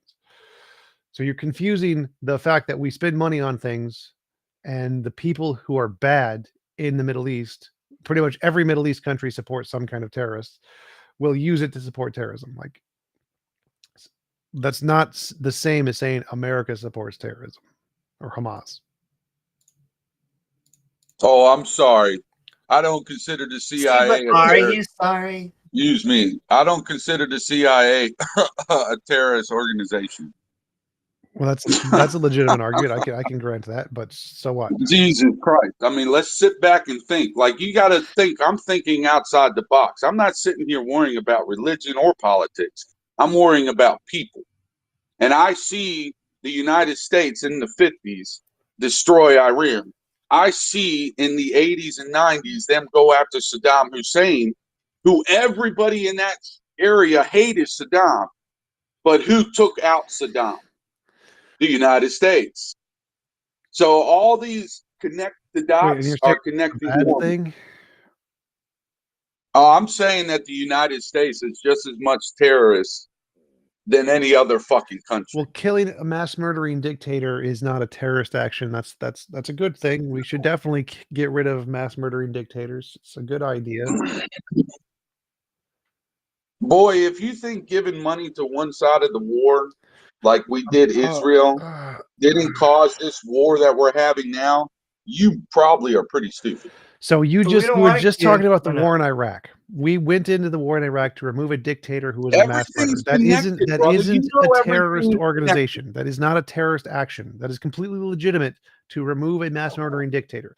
Secondly, funding Israel is perfectly rational. It is not our job to worry about another country. Sorry. Yes, it is. You were just saying. No, it's not. You were literally. You are not a dictator. You were literally just saying that you don't care about politics. You don't care about religion. You care about people. But now, as long as it's people in a different country, it's not our job to worry about those people in a different country. No, that's stupid. Like, clearly, it is a good thing that some countries help other countries who are suffering. Funding Israel, who is attacked by rockets, thousands of rockets a year, is perfectly rational, especially since we put them there, or the British put them there. It is perfectly rational that we should support them. Also, they're like the least terroristic nation of all of the big powers. Like if we were in Israel's place and Hamas was launching rockets into us, there would be no Palestine in like 3 days. If Russia was in Israel's place and Hamas was launching rockets into them, there would be no Palestine. 3 days, it'd be wiped out. If China was where Israel is, there would be no Palestine. Israel is like the most pacifistic of all of the military states. Complaining about Israel is a non-issue. You should be complaining about China or Russia, who just take over territories like when China took over, I forget what it was, all the different territories, and then subjugated the Muslim population there. Like that's like real terrorism. They're actually doing terrorism, and you're complaining about Israel. Why? What is the point? No, I appreciate how you can interrupt me and tell me to stop and then give a long, stupid ass monologue. Well, Okay? what is wrong with That's my great. monologue? What was the error there? Well, there's nothing wrong with the monologue, but you have something wrong with my monologue because you keep interrupting me and keep muting me and tell me I'm wrong and I'm this and I'm that. Yes, so there is So there's something no wrong open with that. dialogue. It's not. This is No, an open there's dialogue. nothing wrong with my thinking. I'm tired of giving my taxpayer dollars over to Israel. I'm tired of it. Well, I'm tired of giving my I'm tired taxpayer of giving- dollars to stop signs. I want all of my tax I'm money to go tired to of me. 56 billion. How much money did we give Ukraine? $100 fucking billion? Where's Probably that gonna give more. now? Where's Wait, Ukraine? I thought we were giving all the money to Israel. Now we have more money for Ukraine. This is fantastic. We're discovering money. But the point is that Israel is an ally, and Israel's not my ally. well, sorry. it's What have the they done for me country's to spit on ally me when I go over there? because that's what allies are. What and have then they done to can- me as a And Christian then besides we spit on also me when I want to go over there? protect the people of Palestine, and so we have to Ma'am? keep both of these two things in our head as we kick Hamas's ass. Yeah. Ma'am, what has the Jews done other than spit on me because I'm a Christian? They provide us Spit with on- lots of technological means. They provide us with lots of weaponry. They do lots of design for us. The Jews are actually have the highest amount of Nobel Prizes of any demographic relative to population. Jews have done more for us than literally anybody else. Jews are the top of the banking And industry. then they spit on me when I come over there? I don't care. They literally spit on you? Someone spit I on would you? spit on you too. I think that's a So great when idea. I walk through Israel and they see a white Christian, they spit on me because I'm not care. Jewish Orthodox? Not How every many Jew times has have to you like been you. to Israel? I mean, I find that pretty disrespectful if they're man of God, that they would even spit on somebody. Do you think the What government? kind of Do you human think? despicable? Stop. Do you Like Hamas, stop, doing what Hamas is stop, doing now? That's fucking crazy. Do you think that the U.S. government is sending money to that guy that spit on you? Is that how you think this works? When the government sends $100 billion to Israel, do you think they're like, we're going to give this money out to the people on the street who are spitting on you? That is the goal. That is what this money is for, to go to the people who are spitting on you on the streets, who live in a little shack. That's what we're spending this money on. No, there's other stuff like a government, like technology, like companies that are run by Jews and Israel. And those are the things we're supporting with that money. And so complaining that people on the streets don't respect you, therefore we shouldn't send money to them, is like going to Washington, D.C. and having a homeless guy yell at you and then blaming the government because there was a homeless guy and saying they're equivalent. And so you shouldn't support the White House because there's a homeless guy outside who yelled at you. And well, they're all just from Washington. Therefore, all Washington people hate you and we shouldn't give money to Washington. That's a stupid argument. I know, it's like block missiles because a prostitute somewhere on the side of the street spit on me. This is good, great logic. It's phenomenal logic. Okay. So are you telling me that the debt in the United States is not real then with the logic you just presented? How I don't follow how the logic I presented implies that the debt is not real. Well, because we're sending money over there. Yes, we are sending Even though money our to lots of country- places. We send money Hey, you're to. still interrupting me, dude. Are you Biden lover? I'm Like, goddamn, dude. Like, let people talk I'm and finish trying their to thought. understand your Or is point. that your purpose? Like, is that the purpose? I don't understand your point. So yes, we send foreign aid. We send billions, You hundreds of can't billions. understand my point if you can't think about it long enough to fucking listen before you talk. That wasn't a coherent sentence. So like, what is your point? Doesn't fucking matter. You understood it. What is your You knew point? what I meant. What is your point? I'm tired of giving money overseas when our country's falling. Okay, Groceries so are going up. you can move to a So different what? country. So listen. I'm tired of our country falling, yet we have all this money to give to other countries. Doesn't make sense to I me. want to point out Make it make objectively, sense. we're in the best of all scenarios so far. Like history, you can look back of all the genocide, murder, rape, all the lack of medicine, technology, all those things. We now have access to them, but we still bitch. Between Ohio and Mahi, there are 2,200 kids missing in just 1 year. Okay, so if you don't you think like, I give if a you don't fuck like the about fact what's that going we, on over in Israel? if you don't like, Do you think I oh give my God. one fuck about? If you don't like the way America is running the country, you can leave, go to a different country. You can feel free to get up and move. You can move to Canada or Mexico or Venezuela. Go pick whichever country you think is running it correctly. Or you can try to vote in someone in office who doesn't give foreign aid. It's not going to happen because everybody else here wants foreign aid. And so the fact that you're unhappy with it, we really don't care about. This is our country, not your country. And so we're going to continue supporting a country that gives the foreign aid because we Americans want to give foreign aid to people who are in need. And if you don't like that, you can get your ass up and move to a different country. Oh man. There's lots of things we My need guy, improvement on. you just let me know everything about you. You just let me know everything about Go ahead, you. Amy, you can finish. Well, there's lots of things that this country needs improvement on. The same can be said about every country. But just yelling like the sky is falling and just trying to say, I have connected the dots. They're all just working behind stage. No, they're just people. There's going to be people that have Muslim brothers and sisters. And so they're going to be saying, hey, please, we need to protect the people of Palestine. There are going to be brothers and sisters who are Jews, and they're going to say, hey, this is basically the 9/11 of our country. And so we have to come at it and see who's the actual asshole. In my opinion, from this, it's Hamas. We can separate it out, and we have to, politics is complicated. What can I say? But we don't need to pretend the sky is falling. Well, if that was true, Israel, if they were true people, the Jews, they would let the Palestinians have half that land that is actually theirs. They literally do. They do, huh? Look at a map of Palestine and They Israel. do. Like They've been occupying Palestinian land over the next couple years. you said they just half. forced You still interrupting me. Yes, that's because what you're saying is I wish I stupid. could just leave you until So, like, if you look at a map of Israel and Palestine, it's a big splotchy lakes looking thing. Palestine has a ton of land.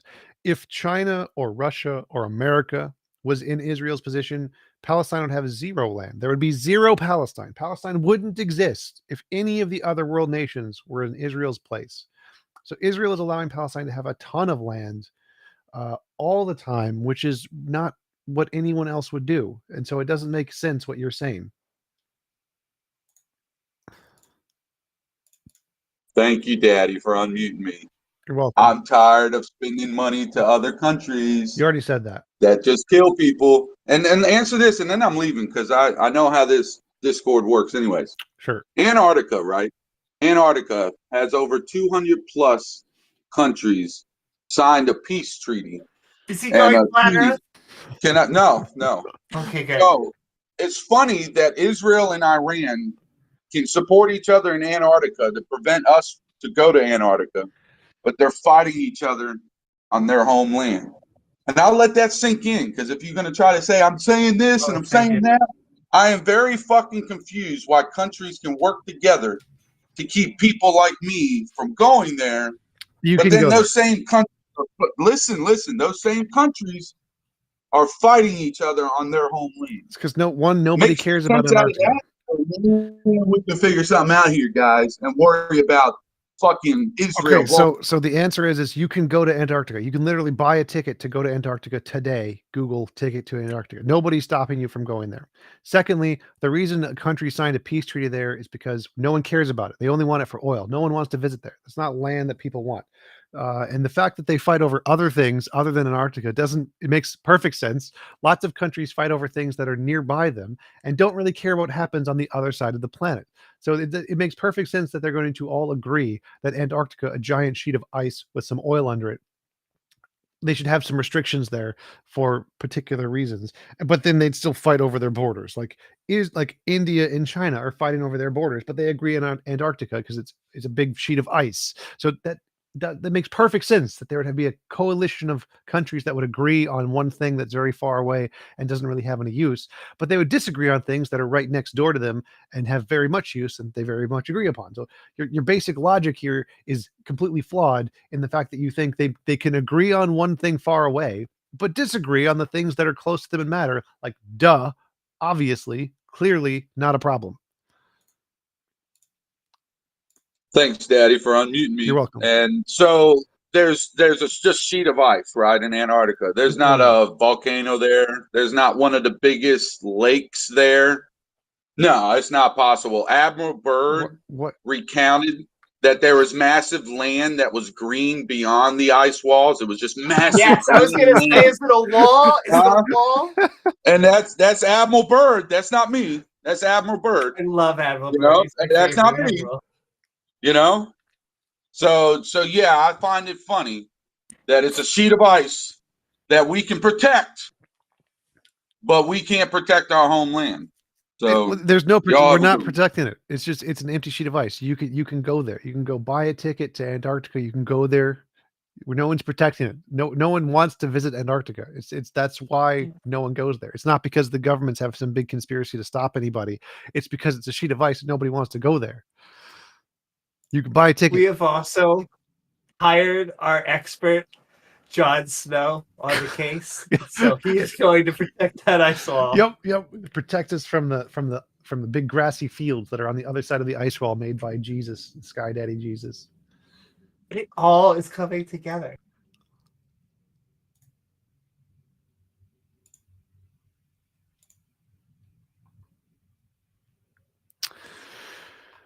Anybody else? What is up, Moxie? Oh, Okay. Did you want to say something, Penguins? yeah, there was just like a little mistake you made with the person 2 times ago. Brute fact is, I think you said it's something with no like cause or something. Yep. That's not quite right. A brute fact is just something without an explanation. Yeah. I So don't think that you're would be the necessarily same. gonna That would be the same disagree. thing. I'm not sure what you think. There's a mistake there. So if there is a pineapple that exists and What? it has no explanation, then it was uncaused. Brute facts don't mean just we don't know what the explanation is. Brute fact means it literally No, has it's not no about an explanation. epistemic point. No, it's not an epistemic point. What? The point is that a brute fact is just something without an explanation, No. not something without a cause. No, the cause would be an explanation. So if anything has a cause, it has an explanation. No, I agree that the cause might be an So explanation, ipso facto, but if it the doesn't point have is an that, explanation, then it also doesn't have a cause. yeah, that's fine, but something can have an explanation without having a cause. What? Something can explain something. Like a You necessary might being think or that something? That's something fine, but that doesn't matter. explains something.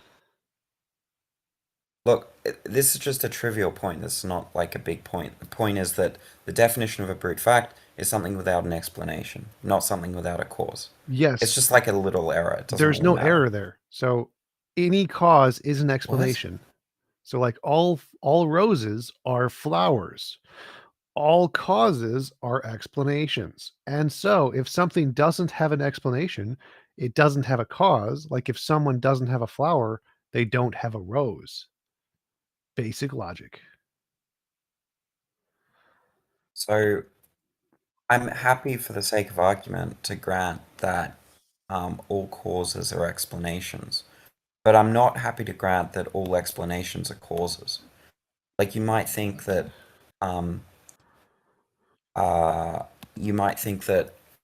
Why I the don't sort I of don't the care. That part's irrelevant to the conversation. collection That of was wood irrelevant to the in conversation. So that conversation was specifically about can just look things up no, stop what a talking. Stop brute talking. fact Stop is. talking. The conversation we were having was about objects existing, objects being able to exist. I think it was like, can the universe exist without a cause or something? And so me saying that brute facts, some of which can be ontological, any ontological thing existing as a brute fact, having no cause or having no explanation would mean it has no cause. It would be synonymous. So the fact that brute facts can also be applied to epistemic questions, which were outside of the bounds of the conversation, is an irrelevancy, and you're wasting time. Look, it's just a simple point. If you just look at like the definition of brute facts is according to a common this is You just from being an Stanford idiot Encyclopedia. and not understanding the context According of the to a conversation is irrelevant. Yes, can brute facts apply to other I'm things just saying outside of that the you scope make of the conversation? Yes. Does that matter to the conversation? No. Did I appropriately use the look, term brute I'm fact in just reference to the conversation? Yes. There was no mistake there. You were just confusing the fact that the word can be applied to other conversations that we weren't having, which doesn't matter to the conversation we were having. it's just that generally when we talk about sort of first causes and stuff, that's a philosophical sort of understanding. And the philosophical definition of a brute fact is a fact I that's already covered this. I unexplained, already not which wait, say that again. Say that last part again. a brute fact. I'm just reading from the Stanford Encyclopedia. According to a common definition, a brute fact is a fact that is unexplained, i.e., a fact of which there is no explanation. On the question of how to So characterize brute facts and a number of other the issues common discussed, definition is not the academic definition. The academic definition is it has no explanation. this is an academic. Fine, I'll No, look up it another literally one. just said Fine. a common definition, common usage And I'll definition. look fine. Okay. In contemporary Brute philosophy, facts, a brute Oxford fact is a fact University that cannot be Press. explained in Brute terms of a facts are deeper, more facts that fundamental don't have fact. explanations.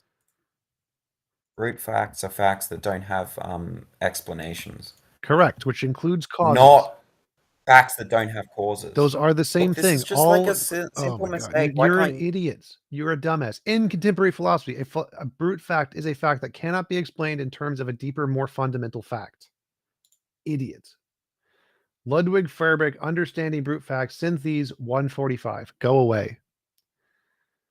There Hello, are what's two up? main ways to explain something. Say what brought it about, or describe it in a more fundamental level.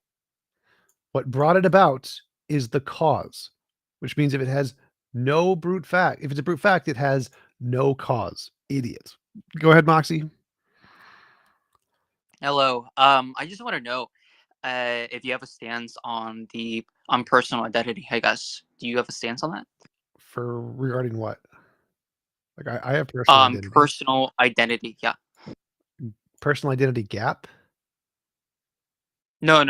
Just like I just want to know if you have a stance on it. On what? If you're like I have personal identity, yes. what makes you, I guess? What makes me me? My direct experience? Your direct experience? qualia? Like I'm confused. Qualia? Your qualia. What's the difference between my qualia versus your qualia, I guess? Well, presumably you're looking at a different computer screen than mine. Sorry, what is it about that experience looking at the computer screen? Like if I were to take someone else who was looking at the computer screen, would that still be you, I guess? So like if there's two people looking at the same computer screen, presumably there's different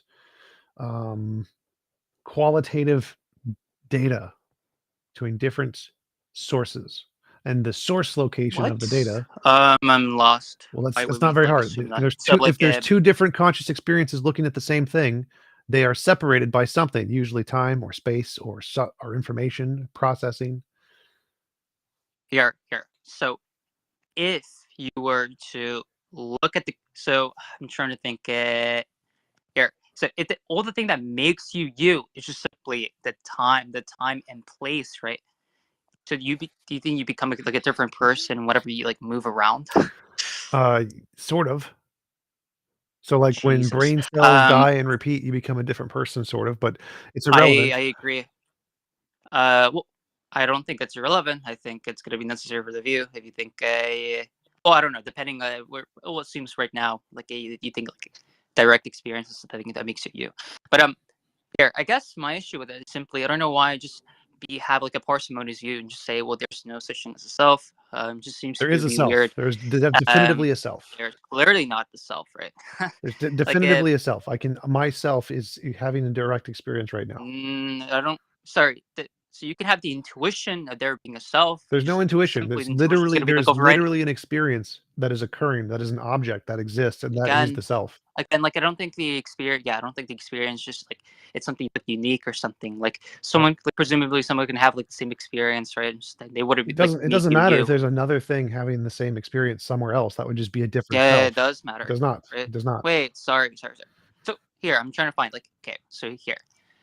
What makes you you is your direct experiences. Is that it? Is that all? Yes. So I have a direct experience. Okay. So if there's an experience, right, that makes you you, I don't know why time would be relevant if someone is also having the exact same experience. Presumably, it followed that This is not hard. This is not hard. Stop with your baby brain. Stop the baby brain. That's why no stop the baby brain. So this is very simple. Law of identity, law of indiscernibles. I am having an experience, and the factors of having this experience may entail lots of different things like time and space, and the cause, maybe a brain. I don't really care. But each experience is its own subjective self. And so if there's two experiences that are experiencing the exact same thing, they would still be different as long as they had some law of indiscernibles difference via time, via space, via location. I don't know. I don't care. But the only thing that's required for a self is a direct experience. Now, there may be other factors that must be different for different selves because they must have at least one difference for them to be different. But as long as it has the minimum requirement of it having an experience, it is a self. So that is the sufficient condition for a self is an experience. The necessary condition for a self is probably going to entail like location, time, and space, and a source of a brain or something. I don't care about any of that garbage. The minimum condition, the sufficient condition for self is a direct experience. That's it. So that's all that's required. I appreciate not you to like muting me for that. But like I'm asking you so simply, like it's not even like I'm trying to debate you, like debate, bro. Like I'm just asking you like genuinely, like, okay, well, here. So if the minimal requirement is simply just having an experience, presumably there's something about that experience that seems to be like unique, this sort of like thisness, then the other like experiences that make someone else them. I'm just trying to understand. Okay, what is it about this experience that makes it you that another experience wouldn't make them that? Right, that part could be that's the necessary condition part that I answered before. It could be any number of infinitely many things, and I don't care. So like it could be space and time. It could be. It's irrelevant if you care, right? So if it's the case that like there could be many different ontological factors that differentiate one self from a different self. One possible thing is space. So my location is different than that consciousness experience's location. So I have myself and they have their self. Problem solved. There could be self. Wait, the location of the brain. Stop. Well, the location of the conscious experience. So the brain, if the brain is the cause of the conscious experience, and they have a brain with a conscious experience, and I have a brain with conscious experience, and they're somehow not linked directly, then yes, those would be two independent selves. Here, then I'll just ask you. Okay, so what is it about the brain, right? Presumably, like we can. We're assuming the brain creates the conscious experience for the sake of the argument. Yeah, I know. I'm not gonna like fight you on it. I'm just saying. Okay, well, then, yeah, then you would agree that I guess you'd say there isn't a persistent self, right?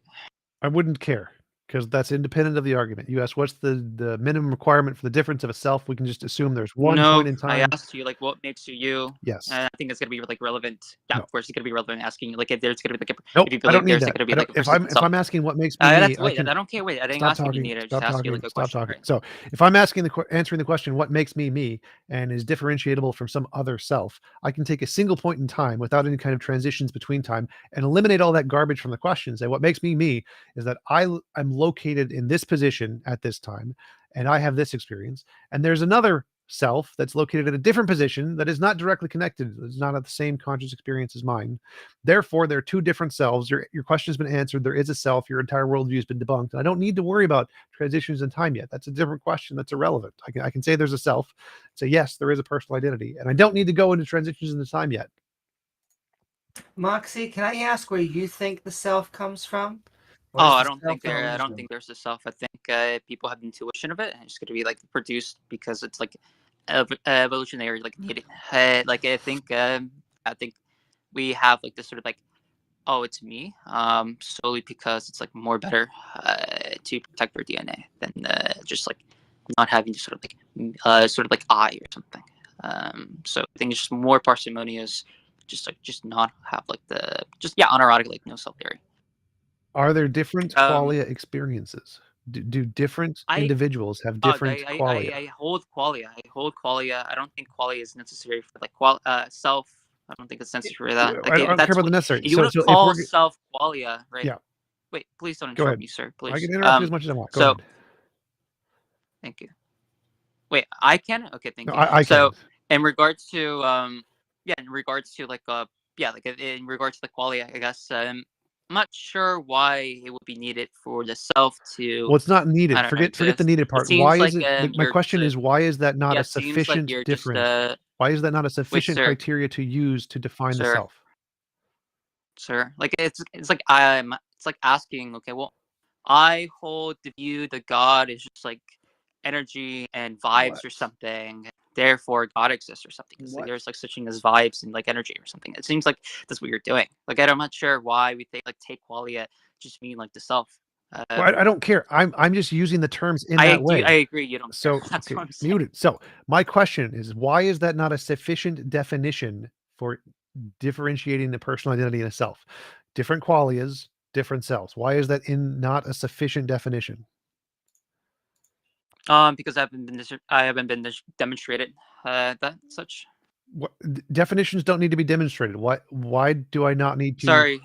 It's either like you're just like either like a mistaken or it's just like you're not even capturing like what people you think the self would like, Wait. possibly mean. My Or something. question is why is that not a sufficient definition? I don't care about other people. I already gave you the question. What? Wait, I already gave you the response. Well, what is the response there? Because you didn't give anything coherent. Sorry, did you not forget? Okay, the thing I said was it's either you're mistaken, right? How is that Or mistaken? it's either you're mistaken or you're just not even How is that capturing like what mistaken? like people thinking like the self It is. doesn't matter what people think the self is. Yeah, like you're like either conceptually like mistaken like what the self is. How? It's fine if you are. How is that? How? Yeah, we've demonstrated. You don't need to demonstrate things for definition, so that's just you're being a dumbass. Dog.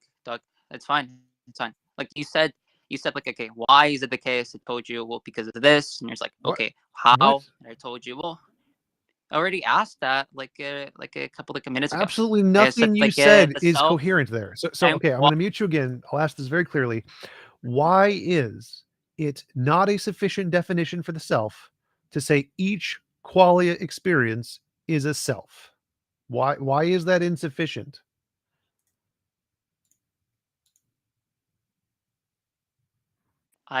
Sorry, sir. Do you want okay, everyone in the audience? Yay if I did answer the question, or nay if I didn't answer the question. Because I think I'm pretty clear I answered the question. I don't think you know how Discord stages work. Sorry. Yeah, you look at that. Saturn, why is wrong? Woohoo for agree. Okay. So, but can I? No, go, Chicho. Never mind. You can go, Amy. I'm done with this. I debunked him already, so you can go ahead. Debunk. You're just like ask questions. Fine. Consciousness seems to be an emergent property. It's taking in all of our senses. We are tying it together into something that we all colloquially call a self, as in we are these meat bags. When we're in line and someone says, hey, it's your turn, to go up and buy ice cream, we know who they're referring to as the self. I agree. People can have the intuition like wow, Amy is going to the store, and then like Amy responds, oh, don't think I do. I don't think I went to the store today or something. Like I understand that like people can have like some awareness of what the like self is, but the sort of like awareness or something is just gonna be something like is gonna be produced by evolution. I'm not sure why I should care about it. There's something like there's no truth about the matter of itself. It's just something like we just have for the sake of just survival, I guess. Well, if you're saying it's not just one thing, I could be on board with that. But I would say that the self is a combination of the emergence of all the other senses as well as the outputs that we give back, because if something's coming flying at our face, we try and dodge. Try and dodge. Well, for that, I'm not sure. Then you're like discussing this. You're just like it seems like you're protecting this sort of like body or something. And that point, if you think the self is just a body or something, I'm just gonna ask you. Well, the body like cells like 7 years replace each other. Are you like the same person from like when you're like a child versus like today or something? Clearly not, right? So it seems kind of like silly to say. Like I agree that there's like there's like a multitude of selves. Like there's like I think a video I saw about how someone did an experiment like cut it like cutting people's like brain in half or something, Corpus and callosum. there's like Sure. what's up? There's corpus callosum. They're cutting the corpus callosum. That's the experiment you're talking about. Yeah. Wait, did you saw the video? I'm very well educated in this field. Me too. It's fine. In regards to it seems like they found like there's like multiple selves that are trying to overtake or have like a control of it. And I think that's most likely true. My question is like seems a little bit odd to just have like there's like multitude of selves and just have like a more simpler thing, simpler view. Just say, well, self's just not going to be like a real thing. It's a useful fiction used to just I don't know engage with like ethics and daily conversations, and that's about it. There's nothing like a truth about the matter. Sure, but just saying that if we were to separate the two hemispheres and they seem to be having different experiences on both sides of their body, I don't think that negates the self. I think what that says is that we can tinker with the emergence and then create completely different experiences.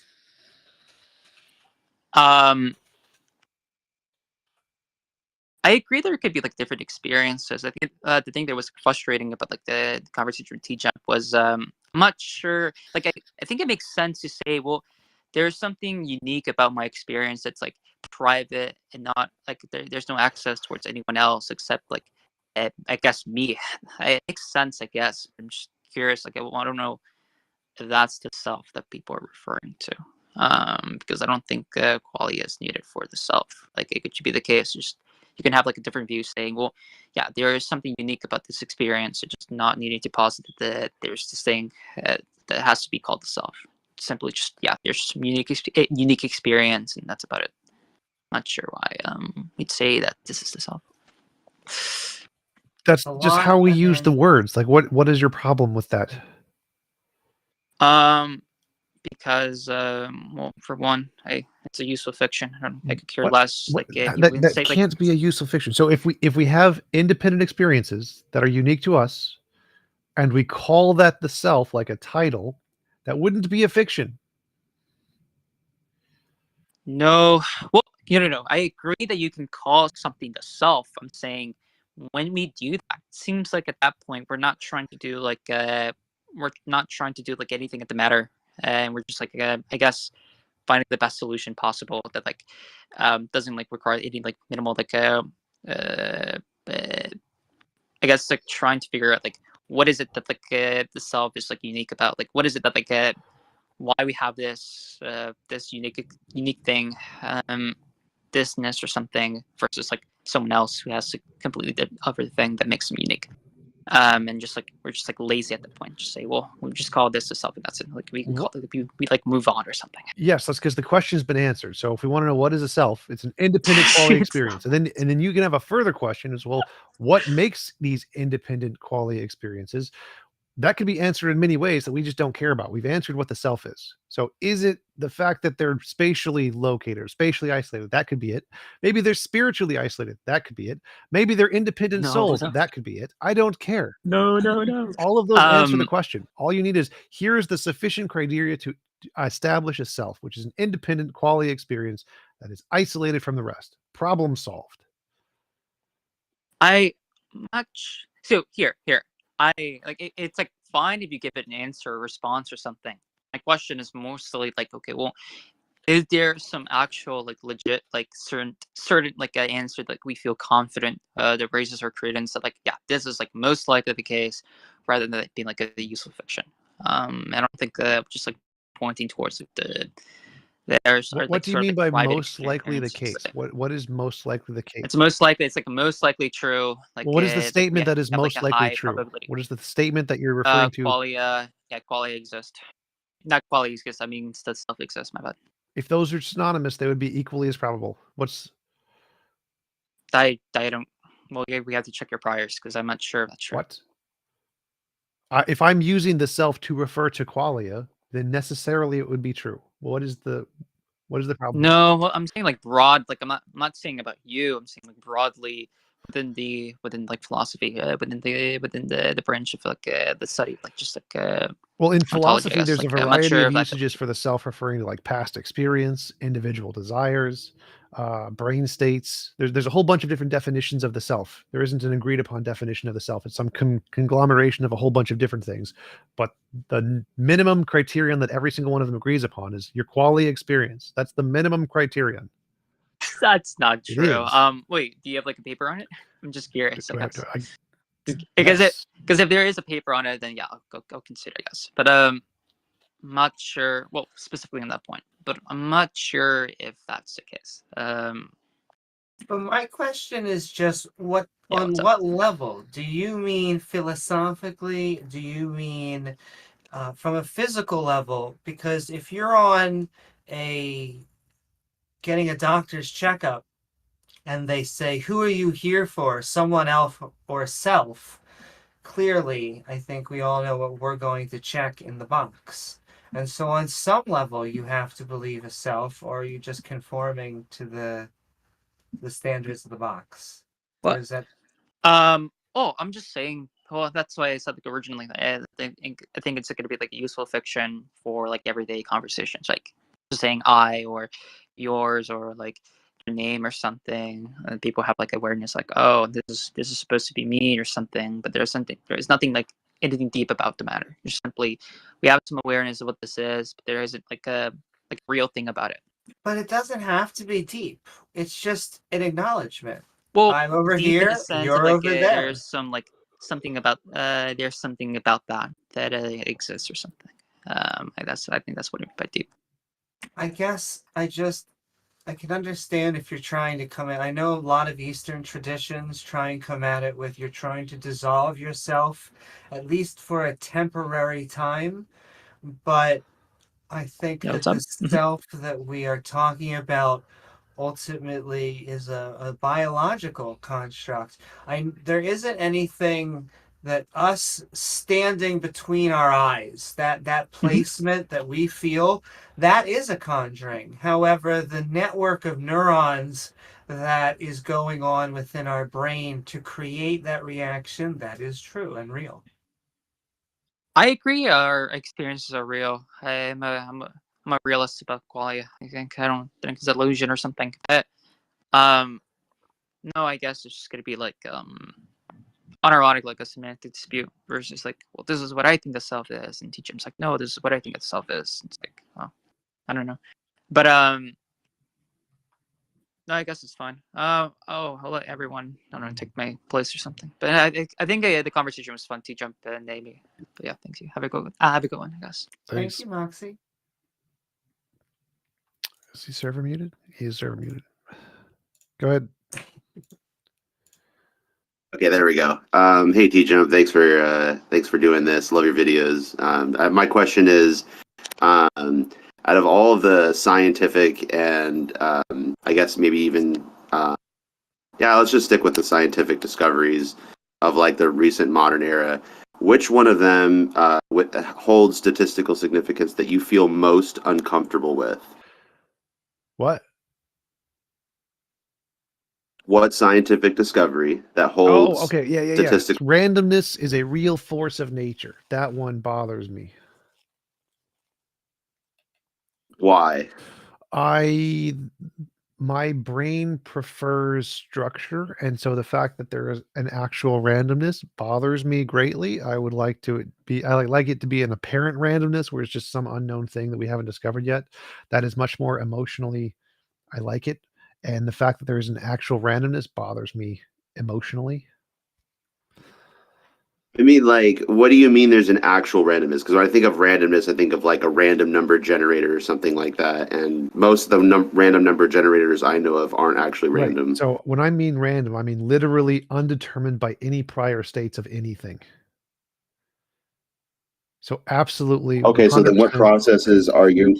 What? So then what processes are you familiar with that are truly random? Quantum processes. So this was discovered in quantum mechanics. The consensus is randomness is an irreducible fundamental thing. It's not just apparent, it's not just undiscovered. That was one of the options. So this is a paper from a snapshot of foundational attitudes in quantum mechanics by Schlosshauser, and he asked questions on randomness. Is randomness only apparent? It was like, I don't know, 0%. I think 0%, 0.6% or something. And then is randomness fundamental and inherent in nature was like 60 something percent of physicists. The consensus is randomness itself is a real thing where there's really undetermined stuff that actually happens, and that bothers me. Okay, that I can see like that is a little because like most of the things I see around me are not actually like completely random. Like there is like some predictability, but you're right that like the quantum processes are using but I thought that's like because of the framework of physics that we currently have, like in its limited capacity, we have to assume that it's random because it presents itself That that was way, one of the right? questions, and so that was the is it only apparent question, and the answer was no. Like no one thinks that in physics. That is unsettling. Like what are the implications of that, do you think?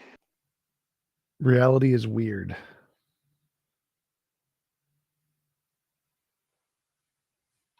All right.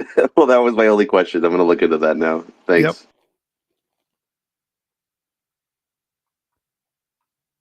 Yep. Mm-hmm.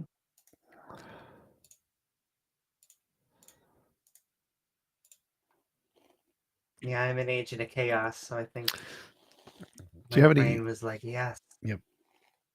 You're like, yes, you're glad that there is randomness. Penguin, do you have any? But I understand. Yeah, what's up, Penguin? Do you have any non-pedantic questions? That'd be great. Yeah, I had a question about your moral theory, but look, I just put like a bunch of That sounds like a pedantic screenshot. question that I'm not interested in. Well, I'm just saying I put a bunch of screenshots in Atheist Call-In. Oh, what? Where the fuck did it go? I don't think we even have a chat, but I'm not going to look at them anyway. Oh, we do. Well, I just put a bunch of chats that brute facts are explanations. Yeah, that doesn't. Things with no explanation, not things You're with not no cause. understanding what I'm saying. Go talk to a professor. They will literally say, yes, I'm correct on this. So you think a brute fact is something without a cause? Yes. As that's one of the entailments. Just like a rose is a No, flower. I A understand that's an cause is an entailment. explanation. Therefore, That's not if the something definition. that literally is irrelevant. So saying there is other things the word could be used for outside What? of the scope of the conversation just means you're a dumbass. You're being pedantic. I'm going to kick you. Drop it. All right. Fine. I mean, I think you're wrong. Drop But maybe we'll it, talk or I'm about going to that kick some you. other time. Last warning. But there was also Sudden Love. I So, know there were theists out there. Raise your hand at any time, and we'll bring you up as well. am I correct in saying that you don't include oughts in your moral view? Yes. Or So, just I only guess I'm hypothetical, not categorical. yeah. So I guess like what is morality to you? Law Like of physics. morality is and then What's the law of physics? It's like an actual field. A field. Yeah. So in the But law I'm would then saying, describe like, how the field okay, works, so and the there's the field law of works physics, but is what are you trying to describe with morality? like I'm saying there's actually literally a physical field that exists, which is the moral field that affects our brains in such a way that produces moral intuitions and which then leads to moral progress. Right, but I'm saying that, like, a moral realist might say, like, someone who believes that there's oughts, right, might say that morality is things that you ought to do, right? I'm asking, you don't accept that view of morality. Yes, So because what that's is stupid. So I think morality, like everything, is a thing that exists. Like gravity is a thing that exists. And what is it caused by? It's caused by a field. And so morality is caused by a field. This is not hard. This is very easy to understand. right? But there's a phenomenon that you're trying to explain with Yes. gravity, right? Yes. Like you see Moral things intuition and moral move towards progress each is other. the So what are phenomenon. you trying to? So you're trying to explain why people have All morality, moral all intuition. conversations about morality refer to moral intuition and moral progress. Every field of morality, that's all we're talking about. So morality is what? Whatever is causing those things and the patterns in those things. Okay. So I'll just write this down in Atheist Calling Show. So morality is whatever causes moral intuitions. Yes, and moral progress. Yes. Moral intuitions. So morality is whatever causes moral intuitions. You sure about Yep. that? So Seems like a if really weird whatever is way. causing moral intuitions is like evolution, then morality is subjective. If what's causing our moral intuitions is a platonic object, then it's subjective, a platonic object. If our moral intuitions are caused by some kind of God morality, then yes, it's sort of objective by a subjective God guy. So whatever is causing our moral intuitions, our moral feelings, that is morality. Just like whatever is causing Right. the stuff we see is light. Yes. But it seems like there's going to be like an potential infinite amount of things that cause our moral intuitions. Like, I'll give you an example. Well, then those So, infinite number of things for would be example, morality. okay, yeah. For example, like I'm a vegan, right? And part of the reason why I'm a vegan is because I grew up having cats. You know, I really like my cats. I had Yes. at So if least one all cat of the since I if was all of the 5. reasons are So, subjective reasons contingent on your society, then morality is subjective. right, but I'm saying that my cats did cause at least some of my moral Yes. So if the intuitions. cause is Like, you subjective don't societal disagree with things, that, it's right? subjective. I would say no, it's caused by the moral law of physics, and that supersedes everything else. So, yeah, okay. Well, I guess I can put it into an argument then. So, premise 1, you said that morality is whatever causes moral intuitions. Premise 2, my cats cause my moral Well, no, your intuitions. cats would not cause Conclusion, your my moral cat's intuitions. morality. No, that would be false. So your cats cause some kind of stimulus in your brain, What? and your brain would then cause your moral intuitions. So your cats didn't cause anything, Oh, okay. So, my brain causes my moral which was then intuitions. Is that caused what you're by saying? like evolution. And so you could say evolution caused your moral intuition, in which case morality would be subjective. So, are you saying that my brain causes my moral intuitions? In your argument, your brain, which is probably a product of evolution, given your argument, is what causes your moral intuitions derived by the cat. Okay, but do you take causation to be transitive? It's irrelevant. Pedantic irrelevancy, drop it. Well, it's not Pedantic irrelevant irrelevancy, drop it. because I'm not going to warn you again. Pedantic irrelevancy, drop What? it. So there are several courses, lines of reasoning you could do here. One is that can't just say that. I'm going to say that every time because I'm tired of your pedantic nonsense. So I'm just going to cut you off whenever you're doing pedantic nonsense. We're going to go back to the actual conversation. So there are several lines of reasoning you can take here. If you think the origin of moral intuitions in humans is an evolutionary byproduct that causes us to like cute, cuddly things like cats, then the origin of our moral intuitions would be evolution. That would be the cause of evolution or morality.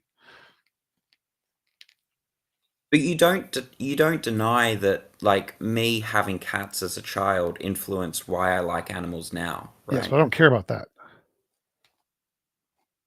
Wait, you said morality is whatever causes my moral intuitions. Yes, My cats cats did did, not cause your in moral some sense, intuitions. cause my No, moral. they did not in any sense cause your moral What? intuitions. What caused your moral intuitions was your brain, and your brain processes cats in such a way that it gives you moral intuitions. So what caused your moral intuitions in that case was 100% evolution, or your brain, not your cats. Okay, so I'm just gonna write an argument. Stop writing My arguments. It's a brain waste of time. is moral. So premise 1 is morality is whatever causes moral intuitions. Yep. That's what you agreed at the start. That is true. Premise 2, my brain causes my moral intuitions.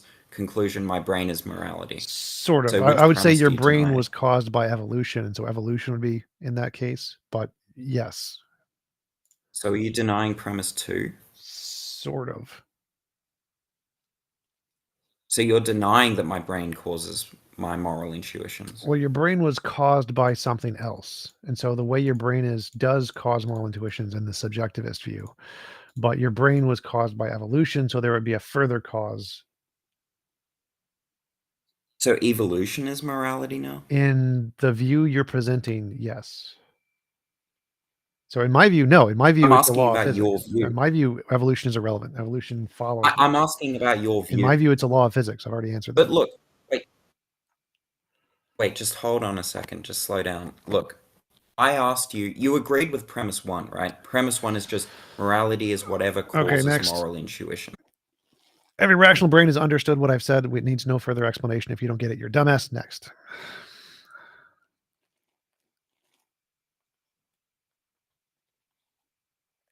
Not to mention, it doesn't deal with theism.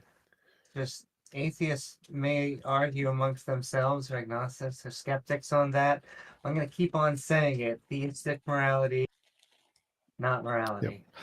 Or not good morality. Yep. So just to clarify, my position is whatever is causing the phenomenon of morality, moral intuition, moral progress, is morality. If it's caused purely by evolution or purely by society, then it's subjective morality. If it's caused by a Platonic object, it's Platonic morality. If it's caused by a law of physics, then that's my morality. Very easy to understand. Very, very easy. Be a Christian to talk on this? Yep, go for it. Or get on here? Well, I mean, I'm not a Christian. I'm an agnostic, but I think I disagree with your argument. Okay. What do you disagree with? So, just possibly, I don't know. You say you're describing it morality as a law. How so? Well, so my view is that morality is like gravity. There's another field we haven't discovered yet, which is the moral field, and it causes our moral intuitions and moral progress to go in a particular direction. Then, in contradiction to this, but I'm assuming you've probably been told this hundreds of times. So, like, how would you explain it to something like the Taiping Rebellion? Like billion, like I think what, like 100 million were killed or something like that. A lot of them were innocents. Same way we more or less a genocide of Chinese against China. Same way we look at anything. So the fact that there are shifts up and down, as long as the trend is going in the same direction, then that's evidence of your hypothesis. You don't need literally every single data point to go in the exact same direction. There can be ups and downs in a data point, like global warming. The temperature goes up, the temperature goes down. Does that mean there's no global warming? No, because the trend is all going in the same direction.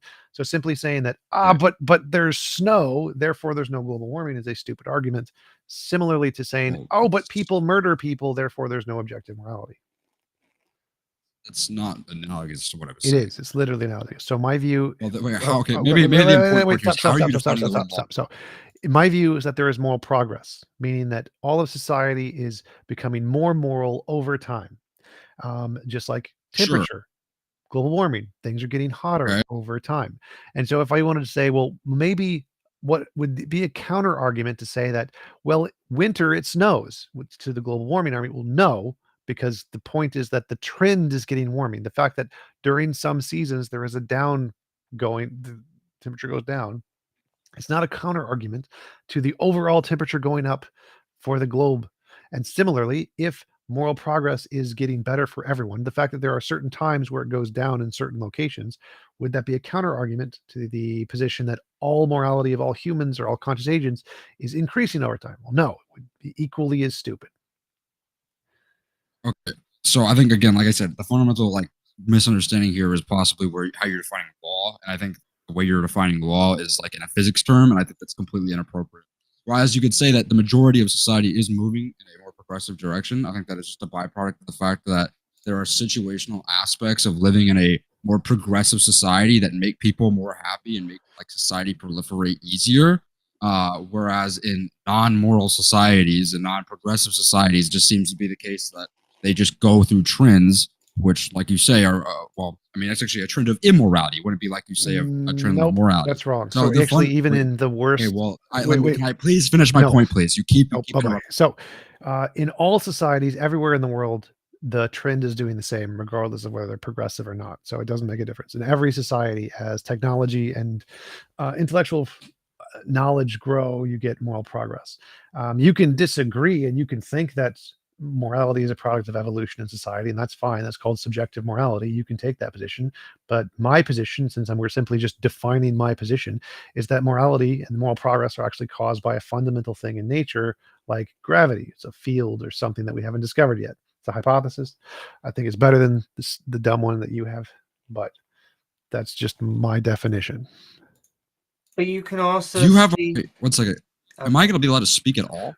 If, Like, or if am I I just get deem muted it, every time if I I go? deem it, you will be allowed to speak, and if I do not Okay, deem it, I will understand. mute You're you. very egotistical. Sure, I'm happy with So that. we're just like, so I hope you do realize that you're making the exact argument that a religious person would make. Sort of.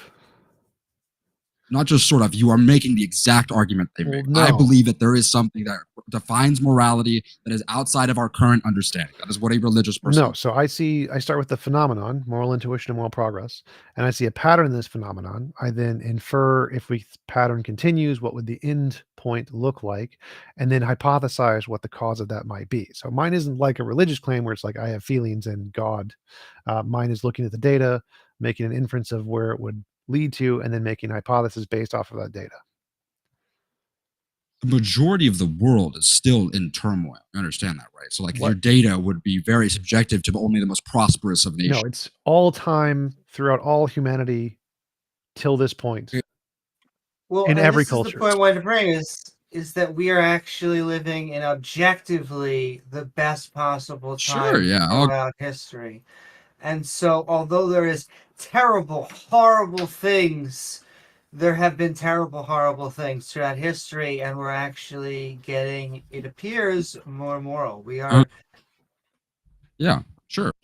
And like I said, I didn't deny the trend of people becoming more more progressive. But again, my reasoning for that is because there's just incentive in being more moral and more progressive. It's not that there is some physical force there. I mean, you could say there is a physical force there. I guess you'd say like the dopamine responses that you get from partaking in certain societal creations are higher than others, but it would not be some like law. Right. So that we is disagree, but who cares? I constrained to don't the care universe. about your opinion. Well, no, it's not about disagreeing. No, I know you don't give a shit about my opinion. You made it very clear by being super Correct. egotistical and like Correct. brushing off everything I've 100%. said. But what I'm saying is that you are making the religious argument. You are basically That's just the a part theistic where morality. you're not making sense, because nothing I said was a religious argument. No, it's the right. You said it's a law. You said this is a factor of the universe. Yes, that's the is it not? hypothesis. Yes. Okay, so the higher hypothesis. How is and you believe that it. analogous to the religious You're not. argument? Wait, one second. Is it a hypothesis or do you believe it? It's a hypothesis. So I think I like it. I don't think there's any hard evidence for it. It's just a hypothesis. So, Okay, so so I what make do you predictions. actually believe in? Oh, I like it. So The hypothesis isn't something you believe. no, It's a prediction. No, people believe hypotheses all the time. I think But they you're believe them, but they try to understanding. test them, and it's a prediction. Yes. You're trying to test the limit of your Yes. hypothesis. So We're not my doing that. model also makes predictions, which I'm hoping to confirm, which would be evidence of my model. Like my model makes the prediction that this would apply to AIs, and it would apply to aliens all across the universe. And so if we discovered an AI, it would also follow the same pattern. So my model does make predictions. It is a hypothesis. You can believe hypotheses just fine. You don't need evidence for them. Many scientists believe their own pet hypotheses, even without And a evidence. It's just belief- fine. The religious argument. So then you are believe without evidence. Yes, and that's perfectly fine. You don't need to have evidence to believe. Well, that's exactly how the Bible difference. No, the difference between a religious hypothesis and a scientific one is the religious one claims to have evidence and they don't. So it's perfectly fine. You can believe something for whatever reason you like. You can believe it just because you like it, and that's perfectly Oh fine. wait, The problem is when you claim okay. to believe it and have evidence, but you really don't. That's the problem. So this is the problem, and I think this is something that more atheists and agnostics need to bring up when they're arguing against Christians, is that they fundamentally are being heretical when they say they have evidence for their religion. It says within the Bible that faith is believing without seeing, as in you do not need evidence, you do not have evidence. You are putting your faith into God order to allow yourselves to be brought into the Lord's I way. would agree. So in a sense, that's they one don't sec, one sec. necessarily I need agree evidence. that would be a more intellectually honest position for theists to take, but that's not how most of them interpret that statement. Most of them interpret faith to be in addition to evidence and not in absence of it, because of how society has progressed in accepting evidence as a valuable thing. And so, even though I agree with you on that one, and I think theists should take that position that there is no evidence and they just believe based off of faith, they don't. That's not what most of them do, and that's not how most of them interpret that statement in the Bible. I don't think it's not just. I mean, of course, it's not just the Bible. Many religions have stated this, but it's like I don't think we should stoop to their low of intellectuality, which is very lack thereof. We should go based off of what faith actually means, and faith fundamentally is believing without evidence. Now, I'm not necessarily harping on you for disagreeing. I like that you have ideas for how this could be applied and proved. Yeah, And so it I'm seems like perfectly fine to you have tested call. you want to I'm test the limits perfectly of the fine. hypothesis. So I'm perfectly fine to call hypotheses that haven't been confirmed yet faith-based if you believe them. I'm happy with that. So I'm happy to say I can have faith in objective morality. I'm not bothered by that at all. Okay, I would just say that it's a dangerous route to go down because I think it makes us very similar to the theist, and that it can make us illogical. I think that you are Well, taking none of far that's more illogical. logical There's no perspective. illogical part of that. It- Every scientific hypothesis, including Einstein's general relativity, he had faith There was in it. proof No, behind all of them. stop. So he didn't prove it There's an first. application. He wrote it down on paper and said, "This is how I think things work," and he believed it. He believed it before he proved it. He was genuinely convinced this was correct before he proved it. He had faith in his hypothesis, and then he tested it and confirmed it, and then he had evidence, and he was rational to Sure, believe it. Perfectly fine. But we're not talking. That's the when we exact talk same about general thing. relativity, Every single hypothesis works the exact same way. You have a if hypothesis, we're talking, scientists believe it, then they try to demonstrate it with testable predictions, but they usually believe it way before they've ever demonstrated it. Way before. But just to separate out belief and knowledge, belief is just the act of being convinced. So if Teachup is convinced that this is morality, then that is his belief. He's not claiming that there is knowledge. Yeah. Okay. So, I think that you are kind of misconstruing some of these arguments. For example, like I think it's very inappropriate to bring up just Einstein as the individual, because when we talk about general relativity, we're not just talking about Einstein's theorems. We're talking about the people that came decades after him and proved his theorems. I don't disproved think. some of his I predictions don't as well. think you understood the So argument that's there. why. Wait, stop. The argument there was that Einstein created a hypothesis of general relativity. So we're going back in time. We're with Einstein. He's writing this down on a piece of paper. He believes general relativity is true. He hasn't confirmed it yet. He believes it. So he has a hypothesis. He believes the hypothesis, maybe based off of faith because he has no evidence yet, but he believes it, and that's perfectly fine. He's done nothing wrong. He's not analogous to religion because what he did was he started with the data, looked at a pattern in the data, inferred what it would look like if this continued, and then built a hypothesis around that and said, I think this pattern is correct. That's perfectly rational. That's totally fine. Anybody can do this. Theists can do this. And if this is part of their methodology, they're being perfectly rational. The part where they become irrational is where they say they have knowledge of God or God absolutely exists without the secondary point of saying, well, it's just a hypothesis. This is just a hypothesis. We don't have any evidence yet. I still believe it, but we don't have any evidence yet. That's intellectual honesty. You can do that. Scientists do this all the time for string theory and for quantum foam and for WIMPs and for certain answers to dark energy. Scientists do this all the time. This is perfectly rational to say you have a hypothesis, you don't have any evidence, but you personally believe it because you like the symmetries of it, etc. Perfectly fine. The problem with religious claims is where they go too far and they say, I know God exists, or there's evidence of God, or everyone should believe in God. That's the mistake that religious people are making. And you seem to be falsely equivocating the hypothesis stage as being analogous to religion, which it's not. Okay, so okay, we can just make these two distinct categories of belief and knowledge, critiquable on both ends.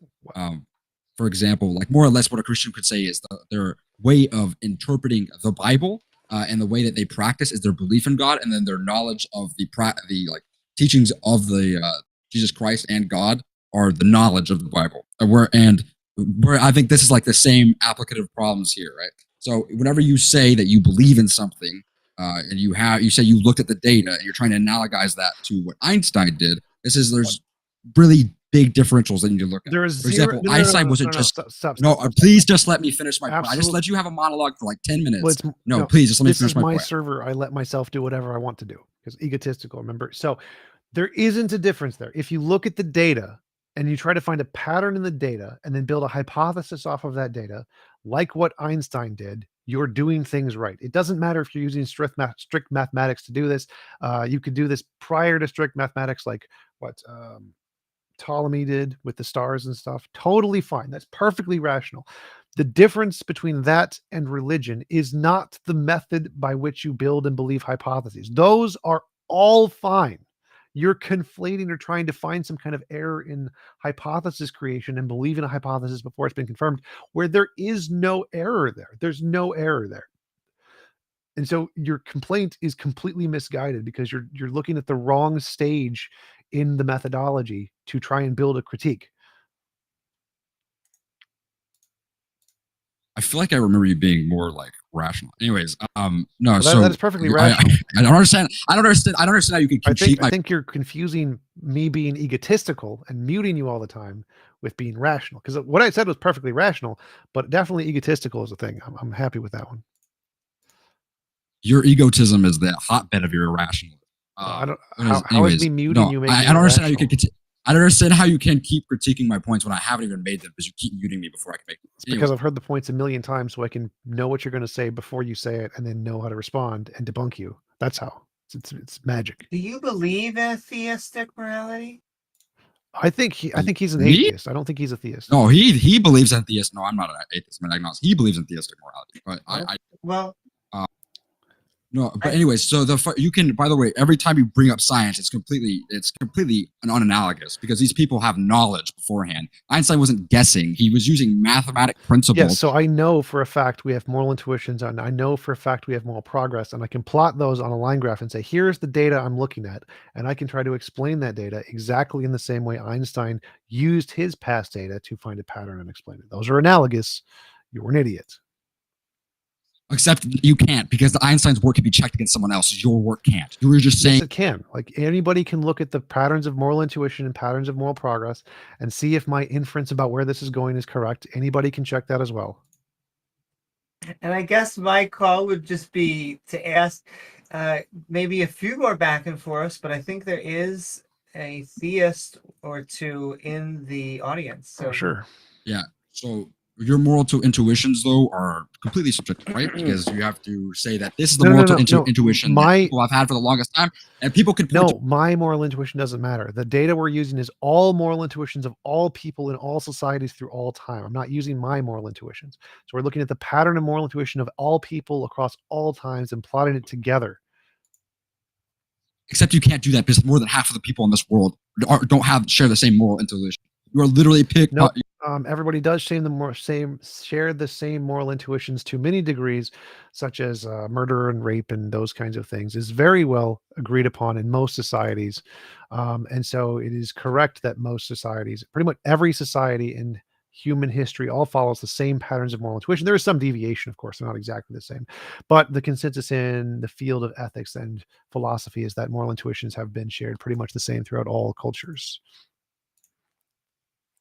Except that this is not true at all. It's historically not been true the entire time. That is true. Again, so keep in context that what I'm saying is they're shared on the stage of moral progress. So as long as they're have this share the same like intellectual development and resource availability, their pattern of moral progress tends to go at the same rate in all societies through all time, everywhere in the world. Is there some deviation? Obviously, there is some deviation, but the commonalities far outweigh the deviations, which is why most societies share things like murder is wrong, theft is wrong, adultery is wrong, et cetera, even on very silly things that have no obvious evolutionary advantage, like certain proclivities to colors or shapes or whatever. I asked you one more question. How could you possibly even say this when China has shared almost the has been very solid? That's the why is it cold argument. It's the exact same thing as the why is it cold argument. Like the fact that there are some societies that deviate and go against the moral grain occasionally does not change the trend of moral progress. Even in China, the moral values of those people, the people in China, are also improving and have improved over time. And you can see this by going back in time and comparing the values of the Chinese people today versus whatever everyone in the world 1,000 years ago. There's clearly progress. It's obviously been changing. This is not, and you bringing up the cold argument is stupid. I've already debunked the cold argument. Just like saying, oh, it snows, there's no global warming. It's irrelevant, literally irrelevant. The fact that the trend goes in the same direction is the evidence. The fact that sometimes it goes down is not evidence against the trend. Dude, I'm so glad that you're reminding me about the climate change thing, because you literally, the reason we stopped calling it global warming is because it's not just warming. We're getting more extreme temperate events, which are we're changing the global environment as a whole. It's not why that's why it's cold argument is not only stupid, but it could be pointing out the fact that because global warming is happening, it's now getting colder. Like I don't. Okay. It's just such a stupid argument. There's evidence for all these claims. That's why they're dumb arguments. You don't have any evidence for your You claim. guys You're a are moral agreeing theist. with each other right Yeah, now. I know he's being silly. All right, Wasim, what's up? Are you server muted? No, you're not server muted. I just wanted to ask, what is this about exactly? Because I seemed like the topics were were very set, you know. Yeah, typically we focus on like, does God exist? Is there any evidence of God? But yeah, we go into anything like philosophy, politics, whatever. Oh, right. So basically, you believe that moral intuitions. I mean, morality is what causes moral intuitions, That's right? my hypothesis. That's your hypothesis. Well, didn't have much preparation, but I have a new idea about that. Okay. And this is just my own, thoughts and theories. Basically, what we have is just our universe, right? It's just this. There's nothing outside of it to confirm it. All we have is the universe, and that's it, right? So I think sort that of. whatever is inherently and I think that whatever is inherently being entered into our minds, it must be true, because if we're going to come from a position where all we have is the universe, then I think that what our minds inherently have, it must be true. There's no real, like, for example, evolution. Our bodies, they realize that we need to evolve, and so it progresses. But why is it that it does it inherently? And If yeah, I could just pause you I, real quick. Evolution is like a force of nature, as wherever life is, evolution, because populations of genes will eventually be naturally selected. right, but sorry. Oh no, it's just we have a fact. It would happen whether there's an agent or not. Right, but coming from a position where assuming that there's nothing objective, like let's say that there is nothing before the universe, right? How can that nothing dictate this universe being objective, like the laws we have? How can we dictate that this is what's set? This is it, All we have is a universe to prove it is universe to prove that to itself, but that's not at all right. I find it to be very circular to say that. So, I think to give reasons onto why we evolve it doesn't have much of an objective proof. It will still only be to us. It won't be objective. Well, it only happens wherever life is, so in some ways it does need us to exist, but it doesn't need minds to exist. So evolution can just exist with single-celled organisms. Okay, all right, that's a pretty interesting. Okay, and I'm gonna think of this own thing. Like when it comes to quantum mechanics and whatnot, and this doesn't have to do much with morality. This is just my own little thing, and I I want to see what you guys think about it. Okay. Basically, let's say that we didn't have our minds, we didn't have a way to figure out whether or not something exists, our minds, that's how we get the criteria that something exists, right? If we didn't have our minds, does anything exist, maybe, but at least to us, it would not exist. So something can exist to other people, but if I don't have my mind, it doesn't exist, at least to me, so And I that understand why, we feel this way, but it does seem, all the empirical evidence seems that there was the universe for billions of years, and then eventually, after a set of another billions of years on this planet, after life forming, there was intelligent life. And then eventually, the aliens may not agree with us. They say there's intelligent life on Earth. Eventually, us. Okay, I'd like to ask you a question. What makes empirical evidence evidence? That is a great question.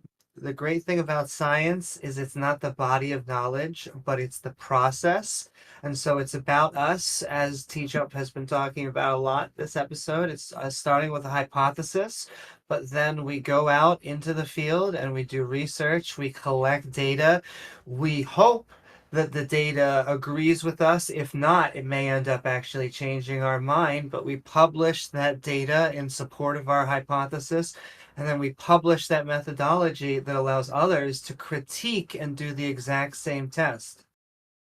Yeah, that's pretty interesting, So I'm pretty sure it's pretty obvious what I'm getting at. It's the why question, why does this make this? It just is that way, and it just happens to be in our universe, right? But the main thing is, if the criteria that we get, the criteria we use to get to the conclusion that something exists, if the criteria wasn't there, then does something exist anymore? That's You just a question said for you. the why, and what do you mean the why question? The why towards, I guess, the who or the what? Right, like for example, why when I drop something, why does it fall? Well, because of gravity. But why does gravity do that? And you may have reasons for that. I'm not exactly sure what it is, but why do those And it's reasons make because we're gravity? falling. We're falling in space. We're falling Right, around, basically, in essence, around the sun, and right. we're So we trapped can get within to the orbit. conclusion that we're falling, but why do we fall? Is what I'm getting at. Well, I guess because of gravity. Right, but why does gravity do that? What? Well, and can I also point out that why questions are often not scientific questions. What we often ask are what questions, because we say, well, or how questions, because you ask ourselves, how is it that water is falling from the sky? And for years we gave whom? We gave, well, it was a dude that was sending lightning bolts, and eventually water was able to form around that. But Well, we now know it's the water cycle. well, maybe you can say that it doesn't have much science behind it, but I don't think that you can get behind, that it has real logic behind it, because I think the difference between thinking that Zeus is the one that made lightning, I think it's very different when you're when you're being presented by the why question. I just don't think it's the same at all, because there's not much you can do to further experiment with it and to figure out why things really happen. And anyways, that's just a point to establish before I explain what I'm getting at here. So let's say that the criteria we use to get to the conclusion that something exists is that you can feel it, you can touch it, you can, whatever that is, right? We get that from our minds. Our minds will give us the criteria. So I want to ask you, if if with the criteria that we get to conclusion that something exists, does something exist, at least to us? We believe that it exists because we are agents. We No, no, seem to no, have no, good no, no. evidence. Not if And you you've touched believe it exists. Now, I'm not asking whether or not you believe it exists. I'm talking about, let's say you couldn't feel, touch, or any criteria that you use to get to the that you use to get to the conclusion that something exists. If none of that criteria was there, does that thing exist, at least to you? Well, see, now you're saying, does it exist to you? Because Yeah, does that's it what I said exist before. to you versus does it exist are two very different Right, things. doesn't exist objectively, but I'm asking, like, would it exist at least to you?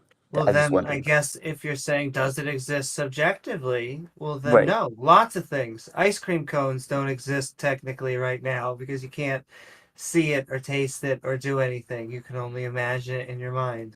Right. So as of right now, there are no ice cream cones, and right. So as of right now, you don't have any ice cream cones. You can But get does to the that conclusion mean there that are ice no cream cones don't exist? No. I'm talking about you right now. For you, it does not exist. Okay. But I So guess with that basically, separated, I guess my question is, so what? so the conclusion I get from this is if if so basically the way that we get to the conclusion that something exists, it comes from our mind. And basically, if our minds wasn't there, then does it exist to at least to us? Well, it wouldn't. And so this is just the way that I like to prove that the world is dependent on the mind and the quantum mechanics and stuff. At least to us, it wouldn't exist. And that's why we use science. Science so far is the only process that we know that takes out human bias. Right, and Because that's the way to prove something definitely, But with this, we just aren't really sure. So we know that part's There- wrong there- because there are things we can't see. Like we can't see other Right. galaxies. We've never seen them.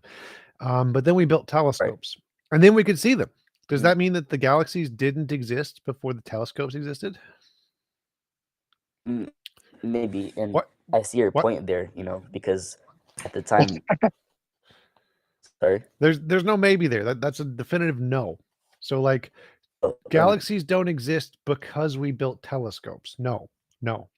okay, but okay, but let's say that there was no way to figure out whether or not those galaxies exist. At least to you, would those galaxies exist? I don't know what that means. So like if we didn't have telescopes, I could never see a galaxy, right? Right. And then we built telescopes and we could see galaxies. Same with particles. Okay, We can't see particles, but then we build telescopes and we see particles. We can't see germs, and we build telescopes, I also microscopes, we can see germs. Humans' brains, in our experience, does not have an accurate representation of reality, and then we build tools that give us a more accurate representation of reality. And this proves reality is not created from our experience because there's lots of things we don't see, and we have to build stuff to be able to see them. Yeah, I'd like to say that I don't think this example is also very exactly what I'm suggesting. What I'm suggesting is right in front of you. If you couldn't feel, taste, or any criteria that you use to get to the conclusion that something exists, right in front of you, does does that thing exist? It's not like you can grab a telescope and you can see, oh, there it is, it exists. You can see it. I'm saying if there was no criteria, does that thing exist at least to you? I can imagine it. You can imagine it, but to you, does it exist? That question does not make sense. Well, things cannot is there exist anything to you. specific That's about not. it? That is an incoherent sentence. Things do not exist to you. What? Yeah, this is because this is coming from a bigger part of our universe is not objective, and that's a whole different thing. And I have to go soon, and I'd like to talk about it more because it's something that I like to ponder about a lot. But when I mean to you is like, would so let's say that there was a door and you couldn't feel it, you couldn't anything, nothing. You had no idea it was there. It could objectively be there, but to you, it would not be there. No, that's incorrect. So like, I would not be aware of it. That would be the correct way to phrase that. But existence is objective by definition. There's no exist to you. That's a contradiction. It either exists or it does not exist. The door does exist. I would be unaware of the door's existence. Right. Okay. And this is another thing. This is just a question that I asked. Like, I asked Amy, would it exist to you? That doesn't make sense. Okay, Again, that's a maybe, contradiction. maybe That's not. literally a contradiction. I would be unaware of it. All right, unaware of it, whatever. The idea that something exists objectively, I don't think that's pretty. Like, how can you get to the conclusion that something exists objectively? Science. Okay, but what makes that a valid resource outside of our universe? It can differentiate imagination from reality. Since it can differentiate imagination from reality, it would apply to things both in and outside of our universe. And since no other methodology can differentiate imagination from reality, it's the only method we could use to apply in and outside our universe. But also, just look at the biosphere of life out there. Most things are not most things that are alive are not conscious. Okay, If I that's can nice. say it. Well, you But say it's back nice, to but isn't it kind of weird that we don't really seem consciousness doesn't need to seem to objectively hold anything down? And it came after billions of years of non-conscious beings already being here. So why would consciousness be something that makes something objective? anyways, back to what T Jump said. The reasons you listed, why does that? Right. Well, then the answer Why does is that there prove is none. And thus, that is why we don't think that a conscious agent makes anything objective. What do you mean by conscious agents exactly? As in an agent that is conscious, has awareness, can walk around, understands data, and outputs data. Okay, all right, that's pretty interesting. But back to what T Jump said. The reasons Okay, you listed, but what can makes you that at proof? least confirm that with taking that in, conscious agents don't make anything objective? Can we at least Yeah, sure. Okay, then what's the point of your conversation? Anyways, I would just like to ask T Jump a question. The reasons you listed, what makes that proof to what you said? Okay. What? The reasons you listed, what makes that proof to what you said? We need some way to differentiate imagination from reality. Science does that. There isn't another one. Right. But those reasons, what makes that proof? I don't understand the question. So, like, you agree? Basically You what I'm agree? We saying, need to wait. We need to differentiate imagination from reality, right? Right. Sure. And we need a way to do that, right? Right. And science does that, right? Okay, maybe sure. And we don't have another way that does that, right? Okay. So for anything inside, outside the universe, anywhere, we're going to need to apply a method that can do this. We only have one method that can do this. So we're going to apply that method and not a different method. So it seems like that you're saying Zeus is the one that creates lightning. You're saying that because we don't know of any other way, therefore it must be the only way that we do have. Well, if Zeus How did you existed, get that out of anything he said? if Zeus existed and was real, and we could demonstrate Zeus was real, and we saw a lightning bolt, and we knew Zeus created lightning, then yes, the only rational conclusion would be Zeus created the lightning. It seems like that you're making that example based as if scientific or hypothesis or empirical evidence was objective way. Like It is by the way to definition. figure It is. things It is out. objective, but Okay, why is that? for the reason I literally just explained. We need a way to differentiate imagination from Right. reality. Science does that. Nothing else can do that. Therefore, we use science to do everything. It seems like it's very circular now. No. Anyways, I have to go. It was Sure, nice talking. sure. You can introduce any new system you would like, and if it can differentiate imagination from reality, we will be happy to use that one as well. It's just never been introduced. Okay. So feel free to introduce a new All right. system at any time you'd like. All right. Thanks. Yep. But Appreciate the currently, opportunity. science is the best one. All right. See you. All right, Duke or useful fiction, what do you got for us?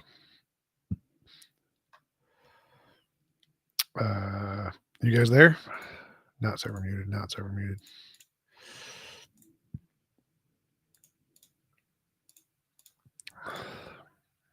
Yes, we can.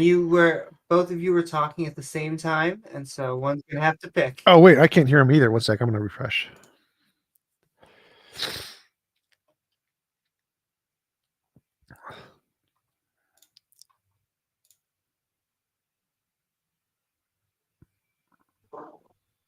Oh, I can hear Duke now. Okay. Mine shouldn't take too long, so I'm going to go first.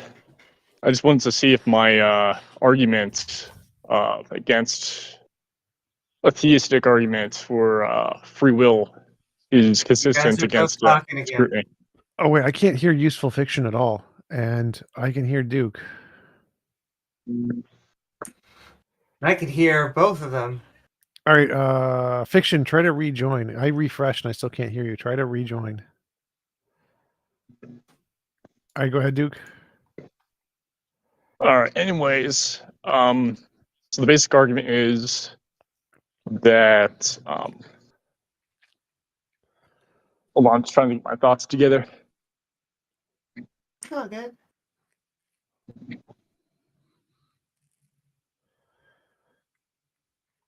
Everyone, don't forget to like, follow, and subscribe, and send in love. Completely just spaced out here. Hold on.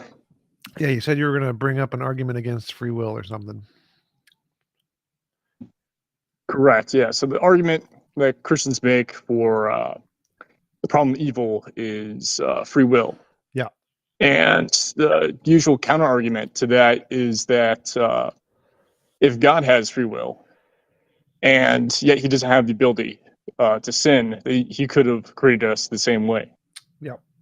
And the counter argument I've heard to that is that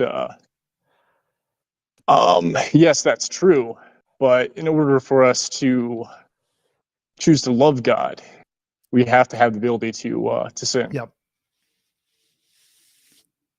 So is that like a good objection, do you think? Or do you think it still holds water to say that so typically their argument goes something like, the reason God gave us free will was because if we couldn't choose to follow him, then we would just be robots or something along those lines. And so they Right. say that God gave us the ability to do all this evil stuff because it comes with the ability to not believe in him or something. And that's really more important than all the other stuff. And so it doesn't matter that we can rape and murder, because our ability to choose to believe in God is more important than that. Now, I think that's a stupid argument, because you can just give us the ability to believe in God without the ability to murder, and just restrict the ability to murder just fine. Give us all personal force fields, problem solved. So no, I don't think that's a good response. I think it's a half-assed response that doesn't take into the fact that you can restrict our ability to harm others in other ways and still not believe in God. Like Stephen Hawking, he was an atheist, he was a paraplegic, quadriplegic, couldn't move his arms or his legs.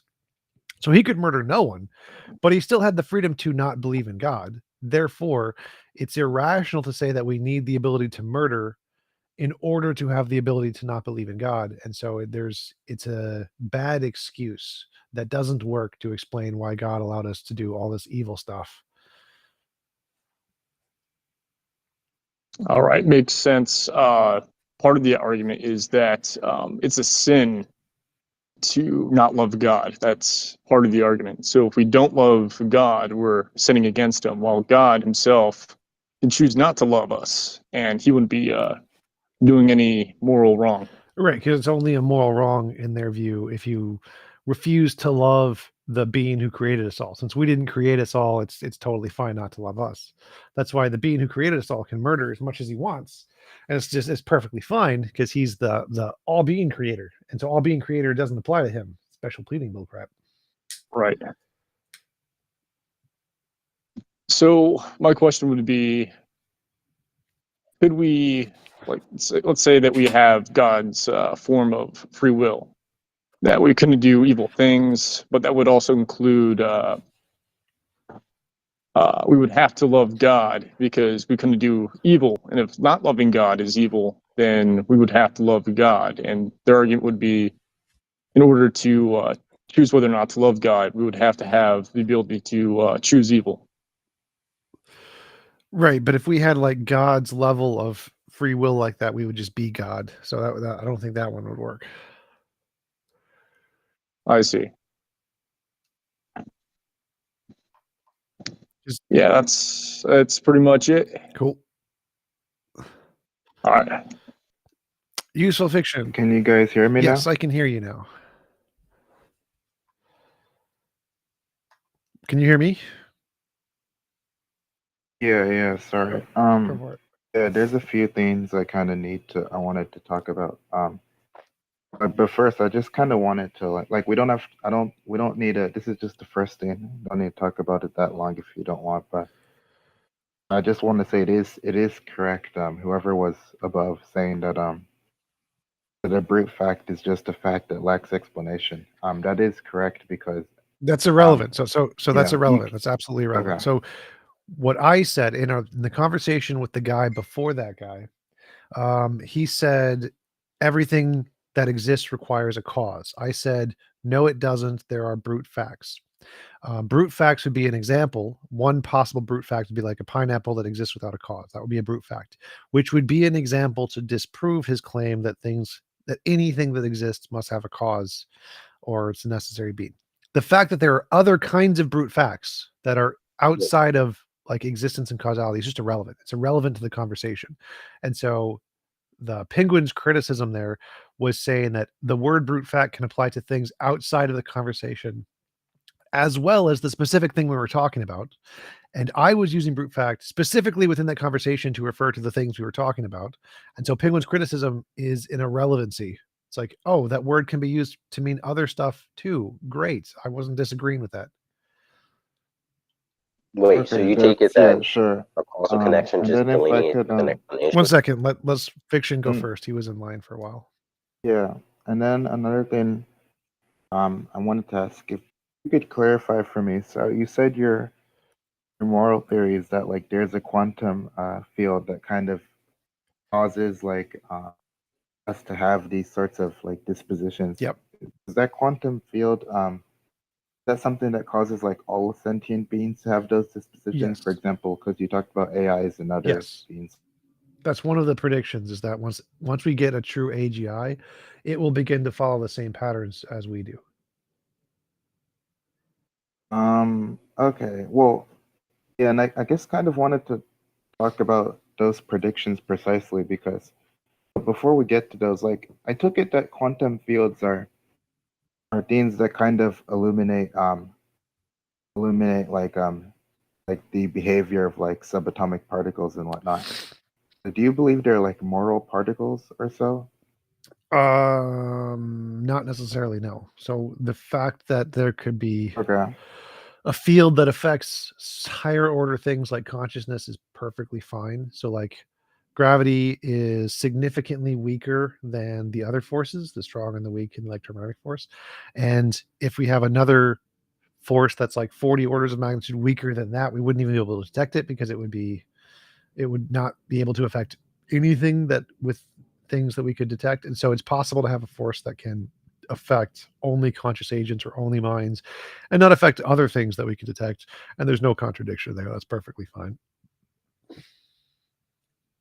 Yeah, that does indeed seem logically possible. But yeah, and then so you were kind of talking about how this theory predicts like the way these sort of creatures would behave. But don't you think like this prediction that sentient beings will kind of behave in certain manners like this seems to be a prediction that you can make with like far like simpler theories about the world.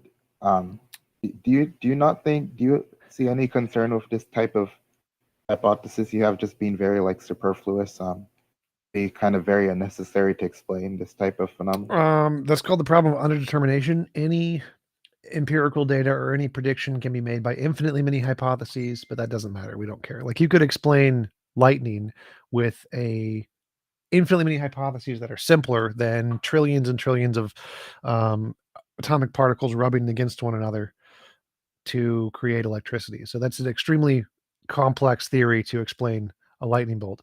And Thor did it is a much simpler theory. But the simplicity just doesn't matter. We don't care about the simplicity. We care about the novel predictions that are expected under your hypothesis, but not expected under any other hypothesis. Well, there's a few things there.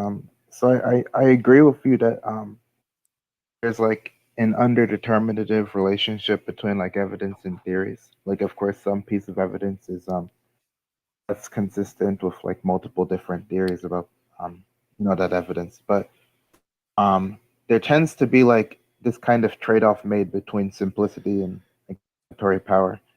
No, not really. So So that's like part is a purely philosophical thing that scientists really don't care about. None of that matters. You can make a hypothesis as complex and silly as you want. I think Schrodinger did this for quantum mechanics, and it worked. It made testable predictions, and he got it right, and that was it. He's right. We don't care.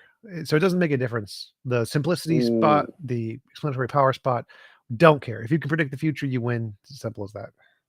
Wait, but you don't like you don't think that maybe I don't understand your view on this. Like surely you'd agree that if there's like a theory that has like a conjunctive P and Q, and the only thing that does the explanation, the only part of the theory that makes the predictions is P, is just like there, but it doesn't really have any sort of relation to what's, you know, the predictive power of the theory or the explanatory power.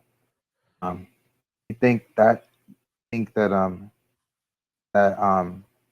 like if we just had the one theory P and another theory that was P and Q, you think that it doesn't matter, like there's no reason to select one over the other? Right. So like if we have two theories, one which is P, one which is P and Q, if P and Q was created first and successfully made predictions, and then after the fact someone said, just P, that would just be a waste of garbage. We don't care. It's post hoc rationalization is garbage. P and Q is still the justified theory. So like, for example, if we had a Bible that was written 6,000 years ago, said DNA is a double helix, the universe was created the world was created 4.5 billion years ago, Earth is 13.8 billion years old, because God created it that way, everybody would be justified in believing in God. Everybody. The fact that we could come up with other hypotheses later is just irrelevant. We don't care. So what matters is the ability to make novel testable predictions given a certain hypothesis, and the fact that people can come up with other hypotheses later that are simpler, we just don't care. It doesn't make a difference. It's just garbage. Anybody can post hoc rationalize, and there are infinitely many theories that can be post hoc rationalized to explain the data, many of which are going to be simpler in some ways. But what matters is which one allows us to predict the information before we know it and get it right. And so in order for the simpler theory to take over, it would then need to predict something new that we didn't know yet and get that right, in a way that the older theory didn't. So simplicity is just garbage, waste of time semantics. Same with explanatory power, garbage, waste of time semantics. You can have theories that have like a god, a single entity that explains everything, a magic leprechaun named Bob. But we don't care how much explanatory power that has. What matters, like we can still say there's multiple entities that all do a bunch of different things. And even though each entity has less explanatory power than one super god that explains everything, we're still going to prefer the multiple entities, because of lots of other reasons. And so again, explanatory power and simplicity are just irrelevant philosophical garbage that scientists don't care about. Give me future predictions or go home. I don't know. Maybe I'll put it in a way that like is hopefully more intuitive. So like imagine like when Einstein made like his theory of relativity.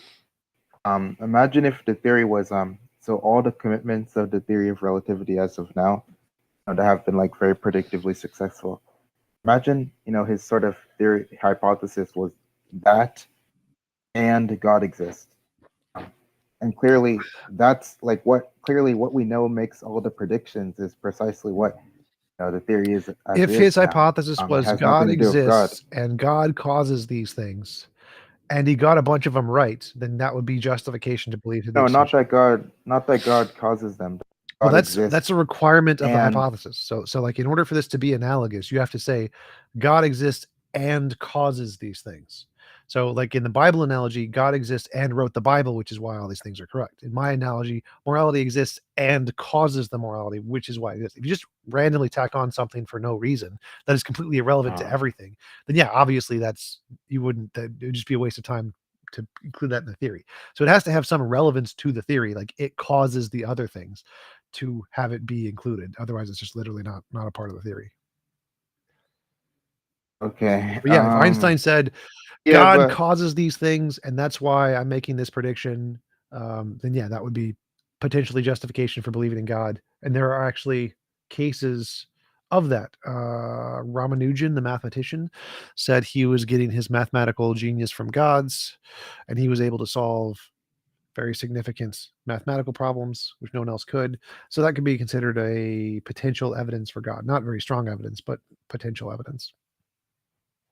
yeah, and I think this sort of like you cause like this causal tack on where you say like you have like all the commitments of your hypothesis, and then you kind of tack on, well, and also this thing causes those things. I think that also has like precisely the same problem I'm kind of trying to get at is, whereas well, no. So it seems that every you need scientist to and make the philosopher would disagree with you on that one. So every scientist and philosopher, and I've talked to many of them on my channel about this. If we found a Bible, or just imagine the Bible in it was written, DNA is a double helix, the universe is 13.8 billion years old, Donald Trump would be president in 2020 or whatever, and it got these right, that would every scientist, every philosopher grants, yep, that is 100% justification to believe in God. You are justified in believing. Some people may disagree, some people may prefer simpler hypotheses, and that's perfectly fine. But if someone chooses to believe in God because they have a Bible that was written 6,000 years ago that says all these things and we discover them to be correct, they are 100% justified. Could you use a different epistemology and be justified to believe something else? Yes, that's possible. But this person is absolutely justified in that case. Yeah, so yeah, this Bible case is I just take that to be like something that's entirely different Well, thing no, it's than the exact same. So it's what's a being mentioned. model that makes But predictions that got the predictions correct, and it has an extra tack on.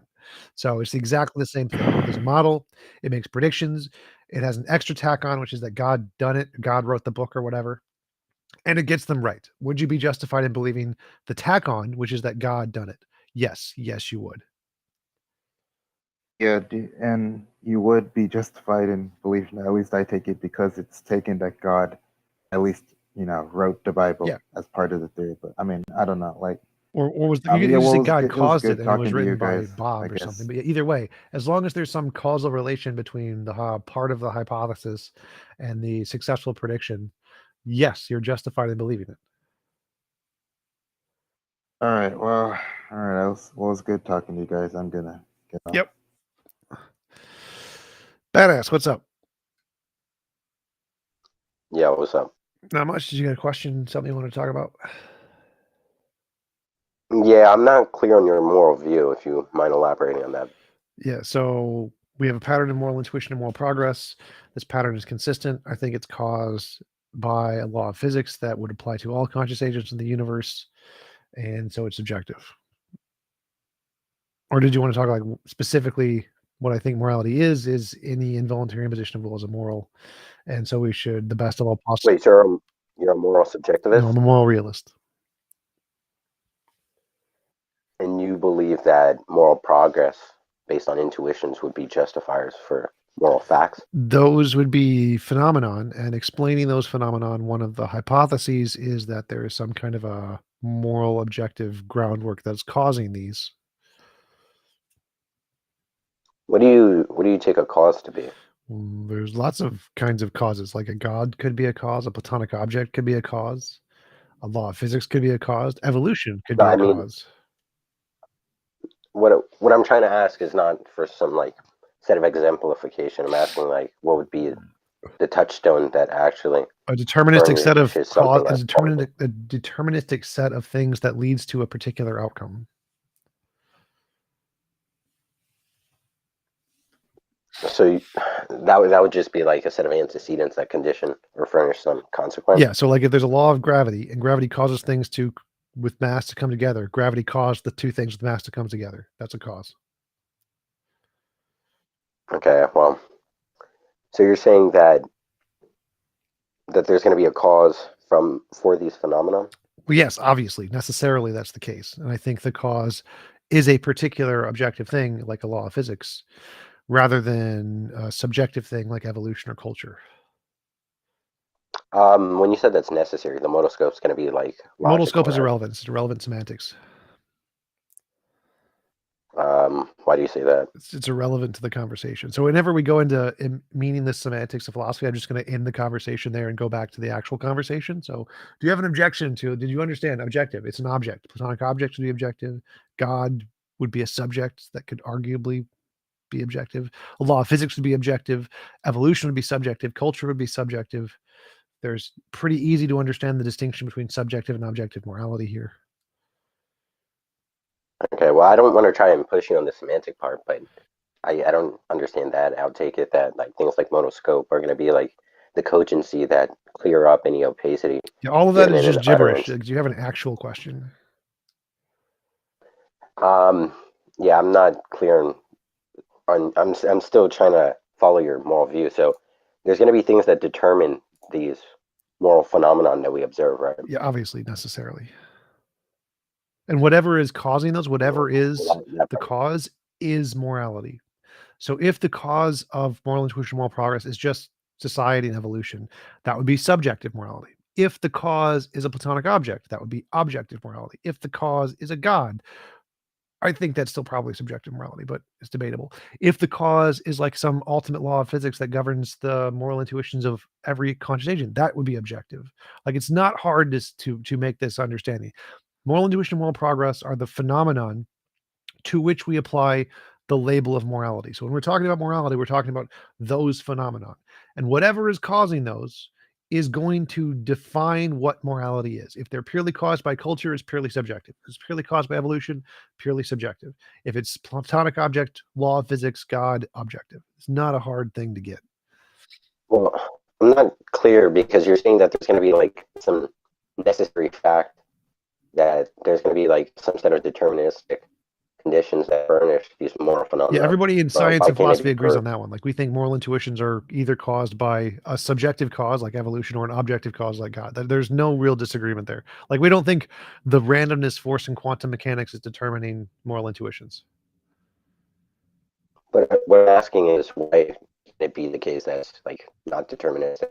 It's just no cause for like dependency or parasite. All right, it could be. I'd be fine to grant that it's there's like a logical possibility that there's a brute fact of moral intuitions or something. I don't think we think anything is a brute fact that we've discovered, but it's possible. So then I don't see why you posit an explanon if you're not even like you don't have the aptitude to ascertain whether or not there's even an explanandum to explain. Because anything could be a brute fact, but it's just an irrelevancy. We don't care. It's just, we don't care in science. We don't care in philosophy. It could just be a brute fact that planets or that an asteroid comes by every 500 years and may have nothing to do with gravity. But no scientist thinks that. No philosopher critiques that because it's an irrelevancy. We don't care. We assume, yeah, it probably does have an explanation because everything we ever discovered has an explanation. And if there's a consistent pattern in reality, that's almost always some kind of a law. So that's just an irrelevancy. Could anything be a brute fact? Yes. Well, seeing as you're a proponent of the view. What? Well, seeing as you're a proponent of the view, I hope you have some. No, grounding that's not something why that it's the case. anybody has to have a grounding for. To explain that it's not a brute fact is not a serious concern in philosophy or science. It's never a legitimate criticism to say, well, it could be a brute fact. That's never a legitimate criticism. Oh, actually, there's Would you one mind, case like, where that's legitimate criticism where someone says it can't be a brute fact, and then you say, yes, it logically can be a brute fact. That would be the only time where critiquing the possibility of something being a brute fact is a legitimate argument. I mean, yeah. Do you mind explaining why that is? Because it's an irrelevancy. The fact that something could be a brute fact is irrelevant to the hypothesis that it's not a brute fact. So if I say there's a pattern in these two phenomenon, and I say my hypothesis is it's caused by like a law or something, and you said, but it could be a brute fact, I don't have to care because the evidence comes from confirming the predictions I make, not the fact that you can post hoc explain it with a different hypothesis like it being a brute fact. Listen. Well, constantly espousing it's irrelevant doesn't actually. No, I determine proved the fact it's that irrelevant. So like if I say I make a prediction that there's going to be an earthquake. Are you talking about Shush, proof and like shush, shush, formal shush. logic? So if I make a prediction that there's going to be an earthquake in these 6 locations, and I say this is because of a tectonic plate, you could say, no, it's because of aliens, or no, it's because of leprechauns, or no, it's because it's just a brute fact. Everyone's going to laugh at you. We think you're stupid. You're wasting our time. We don't care. Is it possible that aliens caused the earthquakes? Yes, it is possible. Is it possible it's just a brute fact of the universe? Yes, it's possible. Do we care? No. Do we need to disprove that? No. All of that's irrelevant. What matters, the proof that it's not a brute fact, comes in the ability to make a successful testable prediction based off of a hypothesis. That's evidence of the hypothesis, even if you could explain it in lots of other ways, like aliens or brute facts or a sky daddy. Doesn't make a difference. The positive prediction that is confirmed by the hypothesis is the evidence of the hypothesis, even if you could explain it as a bunch of different things like a brute fact or aliens. It doesn't make a difference. So your criticism is an irrelevancy because you're positing an alternative hypothesis to explain the data, which there are infinitely many. It's called the problem under determination, and we don't care. Yeah, so in the analogy you gave about the people, I don't see why the opinion that this individual for positing like some counterfactual was going to be asinine. That doesn't really It's called illustrate that's not post hoc going to be pertinent. rationalization. We have a name for that fallacy. I don't see how that's post hoc. And also, Okay, wouldn't so you if we take it have, that if somebody sophistry comes would up with only a be, with a hold on, prediction, you would take it that sophistry is only like going to be deployed What? given some inference, right? No. Sophistry can be deployed given lots of things. There's no inference required for sophistry. You can do that for no reason at all. But so the I first would thing, go highly back disagree. to the part about the post hoc rationalization. So if I come up with a hypothesis that predicts earthquake locations and I get it right, the fact that you can then come and look at my data and make up a new explanation that's post hoc. You've looked at the data and you've copied it to make up a new explanation. Post hoc rationalization. You look at the data and then make up the explanation. We don't care about that. We never care about that. That's never rational. It's garbage. It's a complete waste of time. So if I come up with a hypothesis about morality or something and say it's a law of physics, and you could say, take that data and then on post hoc rationalize, well, it's a brute fact. Yes, you can do that. You can do that with anything in science. You could take evolution and say, nah, it's just a brute fact. Every one of those individual instances of gene manipulation and fossils, they're all just brute facts. You could do that. We would never accept it. That's stupid. Everyone would laugh at you because the ability to simply say it's a brute fact doesn't give you any justification to believe that. You would need some kind of novel prediction based off of your hypothesis that something is a brute fact in order to justify that conclusion. Since you don't have any evidence of your alternative hypothesis, I don't have to disprove it. It's called the burden of proof fallacy. You would have to prove that your brute fact What do you hypothesis mean? was true. I don't have to disprove it. Well, the point in invoking this alternate hypothesis is to juxtapose that there's going to be a compatibility between these hypotheses. That's the problem of in which an underdetermination. alternative. Problem of underdetermination states that for any set of data, it can be explained by infinitely Also, many empirically. I think you have a Stop. misapprehension of what post hoc is. Stop. So, problem under determination states for any empirical data set, there are infinitely many hypotheses, infinitely many alternatives that can all explain the data, all of them. We don't care. Presenting alternative hypotheses to explain the same data is an irrelevancy. We don't care. What matters is which one Yeah, but can that's make not prediction. post hoc. That's literally post hoc. That's not what post hoc That's is. literally what post hoc is. It's looking at the data and then coming up with an explanation.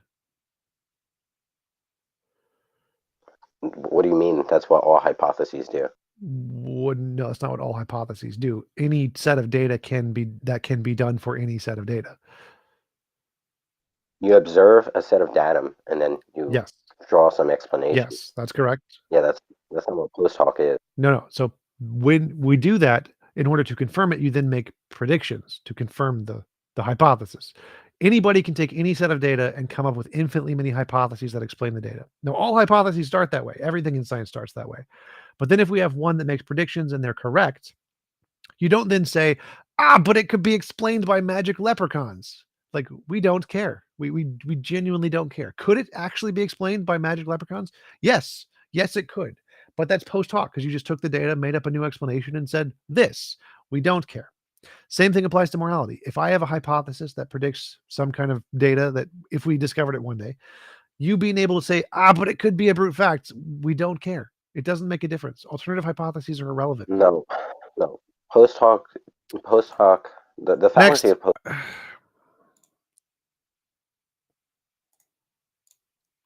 Hey, Dingo, what's up? Good morning.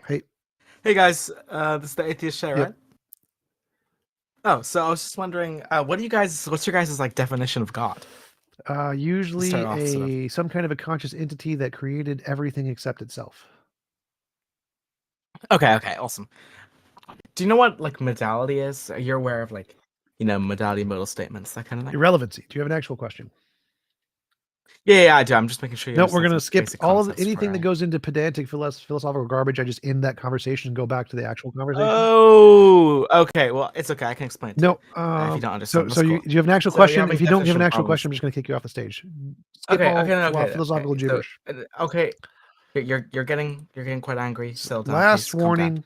Question. So you're gay. Okay, bye. Uh, You know, I would Tijam? be fine with being gay, but I'm not, unfortunately. Yes, go ahead. Tijam, your moral argument is entirely based on the concept of imposition of will, moral progression, and moral intuition. Yes. Okay. So, moral progress. Can you explain me that? Moral progress is the tendency for the moral values of a group of people to improve over time. So, like LGBT rights, slavery, Indian slavery, women's rights, workers' rights. There seems to be a change. There seems to be consistent changes in cultures of morals, and they seem to be going in the same direction. There seems to be some kind of a consistent pattern in the way that they change. That's moral progress. Okay.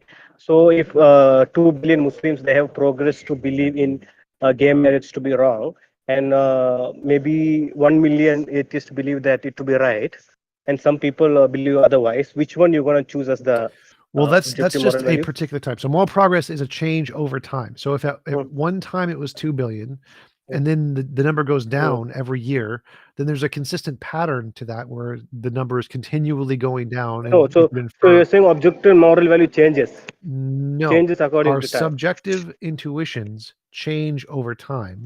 Hmm. Our subjective intuitions don't Okay, define objective morality. Our interpretation, our opinions change, and they're all changing in the same direction. No, but you said moral intuition is a part of defining objective moral values. Right. So each moral intuition is a subjective morality. It's our subjective opinions, and the subjective opinions of people change over time. But what's objectively true is the thing that guides all of our moral intuitions. The way it changes is all changing in the same direction. So it's pointing towards one objective truth, even though our subjective values can change over time. They're all changing in the same direction. Okay, so you believe in objective moral values because you think some natural phenomena gave you that objective values, isn't it? It is dependent on mine. So I will give you a scenario. Just India and China consists of half of the world's population, and more than 90% have taken COVID vaccine. So in a case, just think that some due to the vaccine, some chemical changes happened in the brain, and they are still intelligent. Nothing happened, but they have their moral values changed. Now they consider raping and murder to be acceptable. So they are the majority of more than 50%. So now would you consider raping to be fine? Again, so this is a consistent change over time. So this is the cold argument for global warming. If the argument is that there's consistent global warming, and you say, but it's winter, look at the snow, no global warming. The way evidence works is that the graph can have ups and downs and ups and downs and ups and downs, but we're looking at the trend, the total trend over human history. So even if everybody in China and India had some kind of a vaccine that caused their brain to change, that would be a downtrend. But overall, the trend would still be up. It would still be going because we're talking about all of human history, or actually all of animal history, over the past 200 to 2 million years. And so the fact that even if all humans today changed drastically in their views, the trend would still be in the same direction. No, actually, the first thing is we couldn't know what were the moral values of people who lived more than 100 years back. Yes, we can. That's one thing. Yes, Second we thing can. is Yes, we can. We no, literally can. Okay. I grant it. Okay, no issues. Now the second thing is, just for example, just think that these people in India and China now they have adapted to the belief that murder is right, murder and rape, and then maybe after 100 years, majority of the planet, 80% believe in murder to be right. Yes. So in that case, if after 100 years, and if it was the case that all of society's values changed and continue to change in the opposite direction of moral progress, that would be due to evidence. chemical Wait, changes, yeah. That would be evidence against my hypothesis. Yeah, that's what I'm saying. Because if your entire objective morality is based on Evidence. It's based on evidence. Chemicals in the brain. Yeah. So if the evidence chemicals in the brain, because you said. So if the evidence changes, then yes, that would be evidence for a different hypothesis. That's how evidence works. Can you give a prediction of where this end goal is going? Like, what characteristics and traits that we're ending up towards? Yes. So my view is that as intellectual growth and resource growth happens, we see any involuntary imposition of will as immoral is the end goal. So every single involuntary imposition of will begin to be seen as immoral until they're all seen as immoral. Can that mean that an object that gets in your way becomes immoral? Yes. But it's a non-conscious agent, right? Yes. So my hypothesis entails that in the very, very, very far future, we will begin to see things in nature as immoral, even if they aren't conscious. And we even see a lot of that today. What would your example be that we see today? Have you ever kicked a table and got angry at the table and hit it? Not really. No. That's a common feature, happens all the time. It's one of the examples. Other examples would be like seeing plant life as being animal life as being valuable, things that we don't typically think of conscious, like plants. Yeah, I'm So vegetarian. it's a very So I common think thing. animal There's life lots of does evidence for that in the field of philosophy. It is applied to more broad spectrums. But I just don't see the object as being the immoral object. I just get angry, but I'm not necessarily focusing, I wouldn't say, on the object. That's nice because this is a prediction about the future. So, well, if in a billion years, if you still don't, then call me.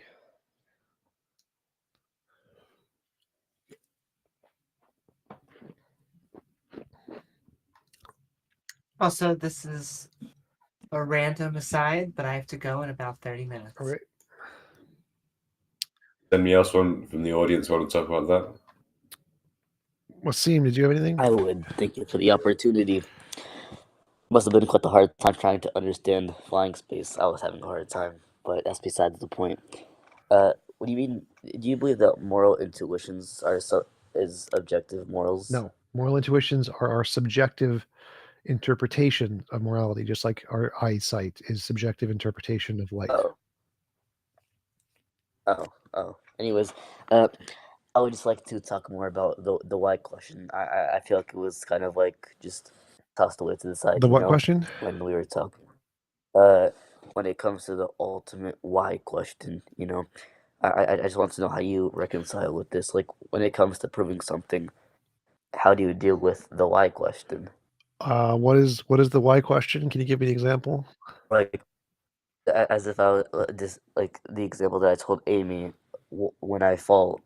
Like let's say I drop something. Why does it fall? Because of gravity. Why does gravity do that? There's other reasons for that. It may, but that's besides the And point. you're asking Whatever like, what is reasons. the final why question or the answer to the final why question or something? Yeah, like the final why question. Like once you give reasons to why gravity does what it does. Because it's the fundamental why does nature that of reality. That is the final why question. And if you ask why is the fundamental nature of reality, like no, it's just it is. There is no answer to that. It is fundamentally the fundamental nature of reality. Yeah, see, that's just the thing. You can't really. There's no real answer. It always comes to a point. No, that is an where you have answer. That's a full answer. So there is no why for the fundamental nature of reality. It is uncaused, and so there isn't a why to it. It is the way it is. That is the answer. So it's fully answered. I disagree with that. I don't think What makes you say that? That's how necessary beings work. Like I don't get it. No. You said like the fundamental for Nature of for reality? natural for nature, whatever. Yeah, that so why do you think there is no why question for that? It just is, right? Because that's what the word fundamental means. Well, I didn't really take that in, but well then I guess I'd argue it's not fundamental. Yeah, you could say that, but that would mean that you would lead to like an infinite regress or something, which I mean, I'm fine with an infinite regress. I don't see a problem with it, but I don't think there is one. So if there is a fundamental nature of reality, that would be the final answer to the why question. If there's not, then it would just be an infinite regression. How would there just be an infinite regression?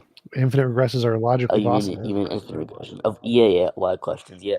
No, And, I mean of when I used to think causes. about this, I came up with and when I used to think about this, so when I used to think about like this why question, I also came to this because every time that you even try to answer something in any way, it just comes to this, and yeah, it is a big problem, I think. What? Do you have any arguments for a fundamental or whatever? Now I have a question. Go ahead, Amy. Well, I just want to know why the cause would be a whom. In almost any of our natural laws, the cause is never a whom. So why, at this point, all the way back at I guess the beginning of time and space, would it be a whom? Alright, I'm sorry if I haven't made it clear enough. I don't want to talk to Amy. I'd like to talk to T-Jump, no disrespectful stuff. He's afraid of you, Amy. No, I get it. I do have cooties, but I will also Right. say, like, that does mean you just don't have an answer. And just say, I don't know. It's okay. No, And it's because you're bisexual. it's because I'm bisexual. Exactly. That's right. I'd Oh like my. to T-Jump and not have to address this. He's afraid he's going to catch your cooties. Amy was right. That's funny. That's right. So if you could just It's funny. Just forget about this and let me continue talking to T-Jump. So you were well, sorry, we were talking last time. You were like, you said something like, anyways. So I'll just explain this. You believe that there was nothing before the universe began to exist? What do you believe the first cause is? Quantum fields. Quantum fields. And elaborate, please. Google quantum I'm not fields. exactly sure what you mean by quantum fields. Sorry. Google quantum fields. It's a thing in physics. Do you mean like quantum mechanics and stuff? Quantum fields are a thing that perpetuates quantum mechanics. Oh well, I'm pretty sure I understand it. Then I know quite a lot. Anyways, but a lot of what I was saying before it was coming from, and I'll just explain it. What basically it's coming from this point. Let's say that So there the was audience is nothing actually before the voting to universe kick him because existed. he's afraid of Amy. That's what the audience says. Amy can kick. No, Amy is I'm an not admin, so afraid. she can kick him whenever she wants. That's totally up to her. Well, I will say that it is kind of, I didn't want to use the word cowardly. It's such an easy.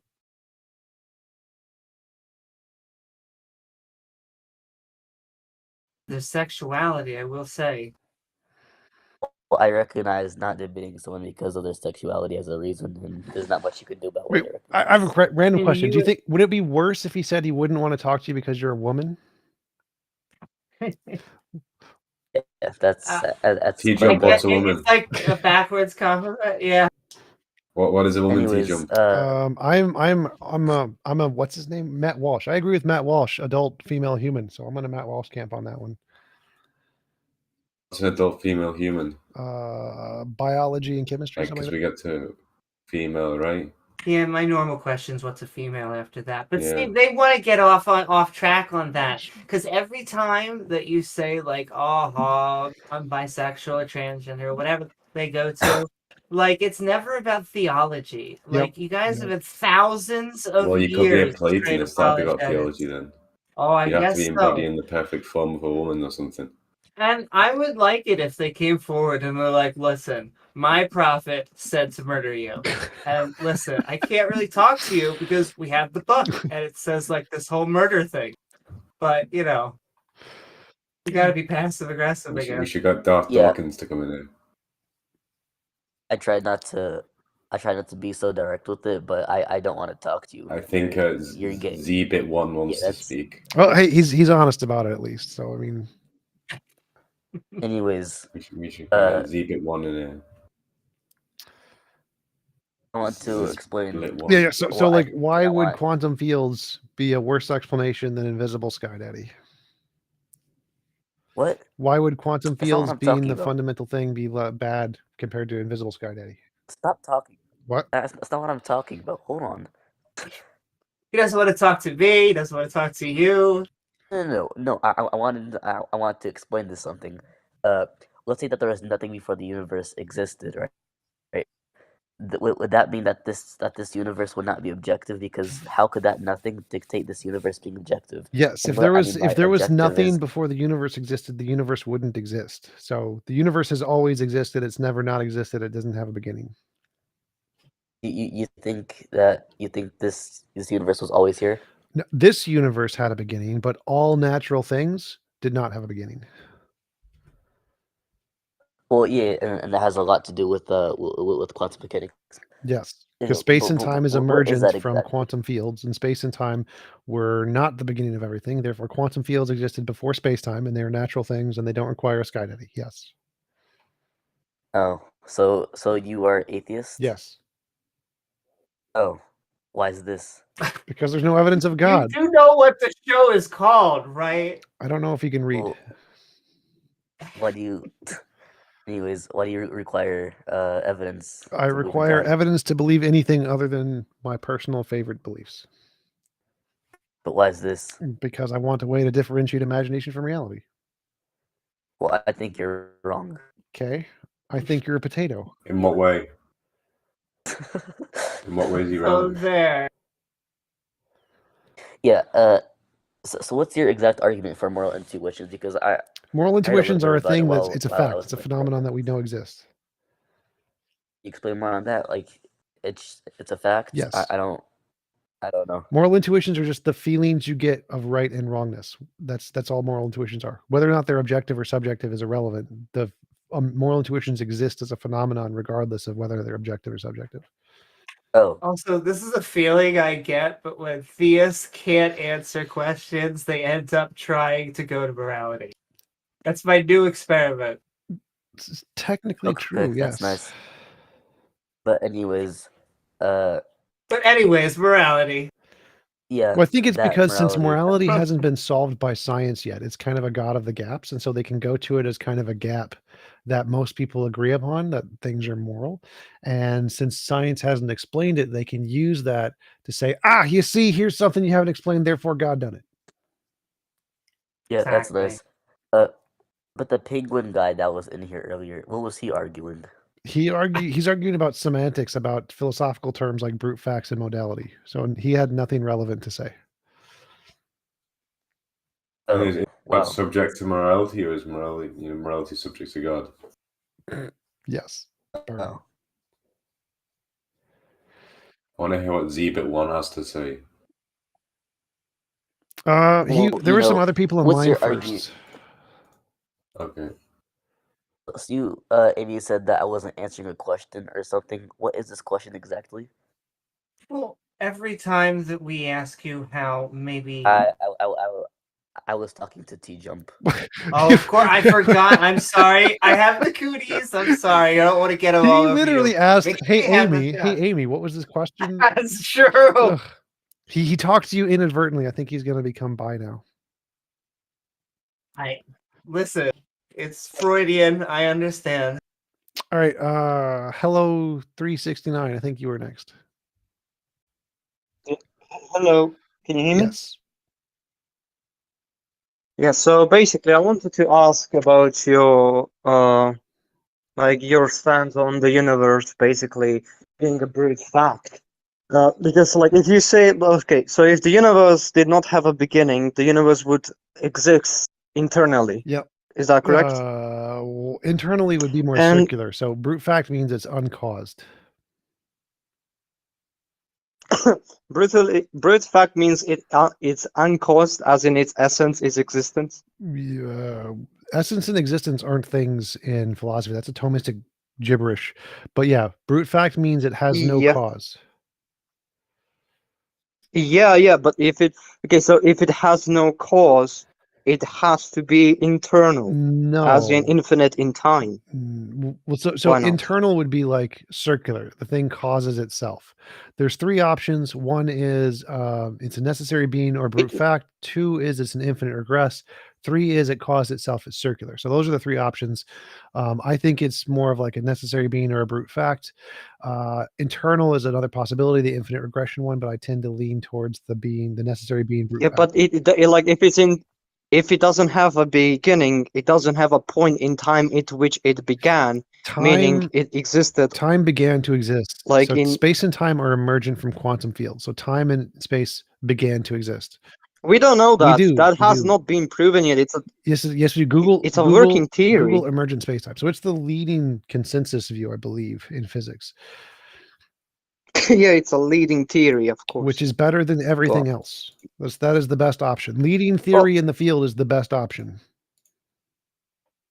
Maybe, but There's it no doesn't maybe. prove that is how it happened. That's not a maybe. Like there's the leading theory in the field based on all the evidence, and there's what other people make up based off of not the leading field in the evidence. Those are the Yeah, but it still doesn't Yeah, prove that's it to not be assumes true. it's necessarily Prove that it's true. like the best explanation we have for well, now. yes, Yeah. that's literally what it proves. That is literally the best explanation No, we it have right doesn't. now. Maybe the guy who's the leading theorist Yeah, told yeah, everybody but like else. when you say prove, I mean to say like you say that it's true. Oh yeah, we can't because prove it's we correct like yet. that's like the It's best the thing. best theory we have, but we can't prove it's correct. That's true. Yeah. Yeah. Okay, but I still I don't understand like if it doesn't have a beginning, it has to be infinite in time because it has no point in time in which it began. So it has to be outside of like No, you would so if time say began, then there could be some like space and time is a field. It's a physical field, and there could be other fields that can have change in them that aren't time. So time is one field, and there are other fields, and you can have change and of kinds of states in those other fields without time. And so you could say this is like time B or something, where there's this other non-time thing where things can exist and change in. And so you don't need something to be eternally infinite in time to be able to exist like that. So there can be a thing that exists outside of time, but it's not eternal in time because time doesn't so exist. you would call this like meta time? Sort of, yeah. Like Sort of, yeah. Like, Where did the so B you theory would say time has a beginning. Oh, so the B theory is like that the future and the past and present are exists? equal in Yeah, existence? exists simultaneously. Well, I would not agree with that. I would Well, say well, like we can only say that the I don't present agree with it exists. either. But the point is that there are many different theories that you can use in order to explain that without having a beginning in time kind of a thing. Yes, but like the thing is, if your theory depends on a theory to be accepted, basically you would say almost blindly, then you cannot say it proves anything. You just say if we accept these premises, then we can say this proves this, which I would agree with. Right. What's the problem there?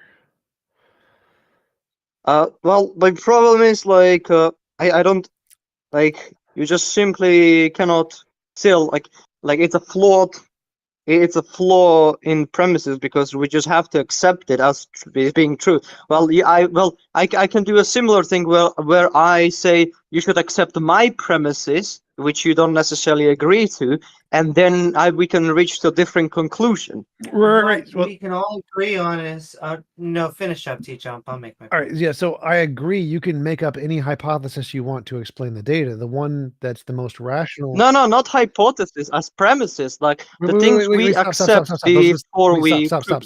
So anybody can make up any hypothesis they want to explain the data, but it doesn't matter because what we care about is the one that's the most likely to be true, and the one that's most likely to be true is the one that only uses principles, particles, and laws that have been confirmed to exist independent of our imagination. So all of the physics theories like string theory, many worlds theory, de Broglie pilot wave theory, they are only allowed to use combinations of principles, particles, and laws in physics that have been proven to exist independent of our imagination. Therefore, those theories are rational. Any theory that adds a new thing that hasn't been demonstrated to exist, like a god, mind outside of space-time, omniscience, omnipotence, blah, blah, blah, souls, any of those are irrational theories. So we can say that the theory that is the most rational is the theory that only uses combinations of principles and particles and laws that have already been demonstrated to exist. That's the difference. I I wouldn't say because I'm not a empiricist. Amy, I what don't did you want to say? I don't. Well, Okay. we can empirically verify that the universe is 13.8 billion years. We know I would this. not agree.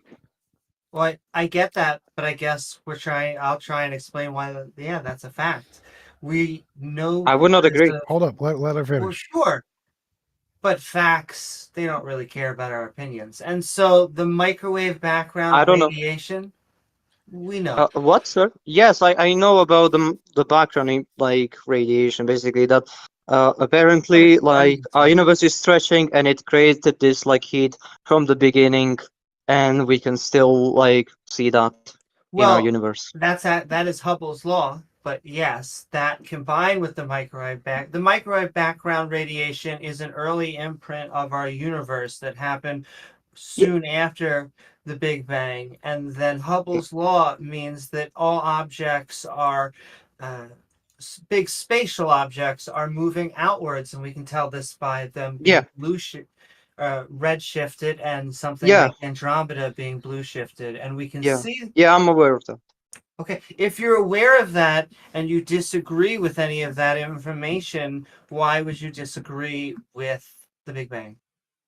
The reason I simply would disagree is because, okay, when I say I disagree, I don't think necessarily. Again, we can say it's true, which I think you agree, but I don't think it proves that to be factual. As in, because I have to accept the premises you go in. Again, I'm not imperialist. I don't necessarily believe that empirical scientific data necessarily proves something, because we have to first accept something, as in you would say a priori, if that is the correct term to say.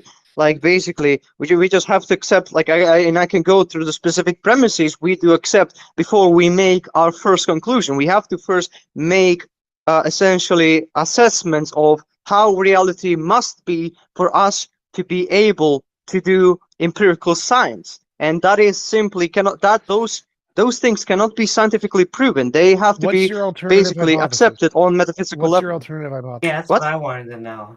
What is my hypothetical alternative to the hypothesis methods to we what? use in science? What is your alternative alternative methodology? Well, I would definitely I'm more sympathetic to rationalist way of thinking, where I think we should necessarily rely on our essentially logic and our rationality to try to basically strive at truth. All right, and what's more use rationality to make a successful novel prediction. What? Sorry? Can you use rationality to make a successful novel prediction about something we don't know yet and get it right? Can we do that? Well, I have not thought about that specifically. Well, the thing is, well, I think we definitely use it, because we have to make an essentially we use it because even when we have scientific data, we use our rationality to disclose what the data essentially Well, sure. says. But that's not the question. So rationalism versus empiricism. The debate is about which one can tell us about reality. Empiricism says we can tell you about reality because we can use our empirical data to make predictions about the future and get it right. Rationalism has never been able to do that. Now, rationalism, obviously, we use rational thinking when doing empirical work, but empiricism uses the empirical data to make the prediction. Rationalism has nothing to make predictions. Yeah, so I would certainly agree that empirical data is definitely much more useful and much more reliable when it comes to making assessments of how our natural world would behave.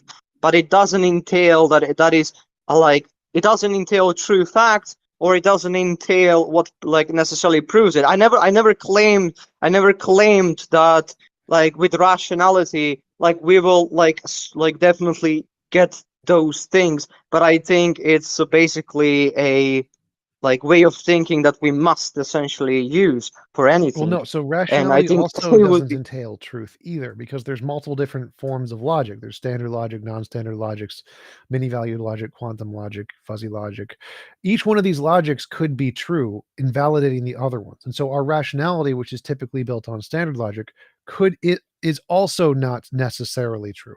So the fact that you're trying to determine truth based off of rationality or empiricism, neither one entails that what we're saying is correspondent to reality. What matters is which one is the most likely or the best at telling us these things. Empiricism is better because it can predict the future, and the ability to predict the future is the best way to try to give us a justification to differentiate whether something is real or imaginary. Rationalism doesn't work, which is why pretty much everybody in science and philosophy abandoned it. We are also very susceptible to charming people making things sound rational to us and us being convinced. If we want to get bias out of it, empiricism, science is the best methodology we have from discerning fact from fiction. Well, you can say that for both ways. Like anybody is susceptible to, you would say, even the data you see, like mathematicians are, like, you would say, influenced by the beauty of some equations rather than, like, you would say, their innate, like, probability or some sorts. Like, I don't necessarily know, like, even what I'm necessarily talking about here, but Yeah, that for is sure. just The what they simplicity in said. mathematical equations is always preferred. They like the way they look, for sure. Well, so what?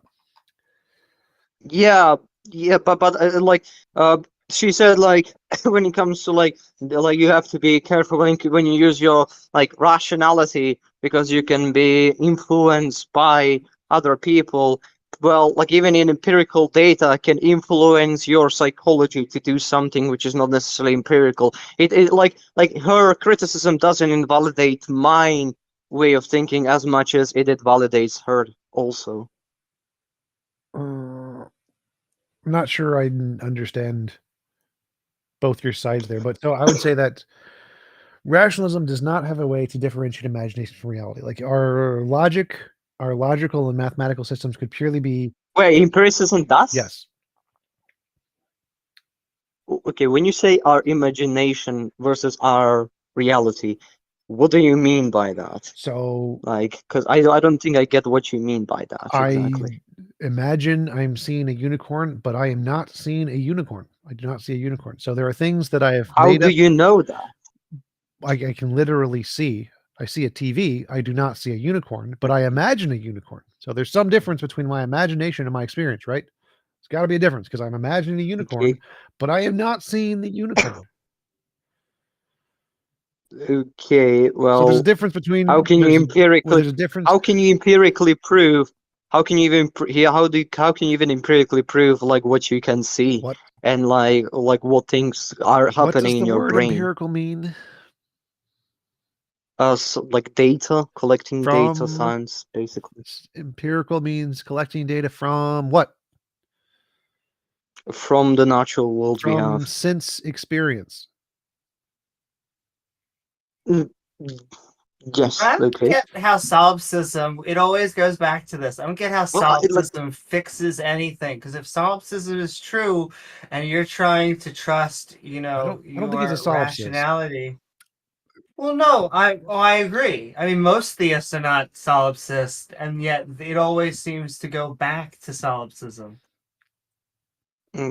Okay, well, my only criticism is, like, when you say, like, you can use, like, empirical data to necessarily, like, distinct from, like, imagination and reality.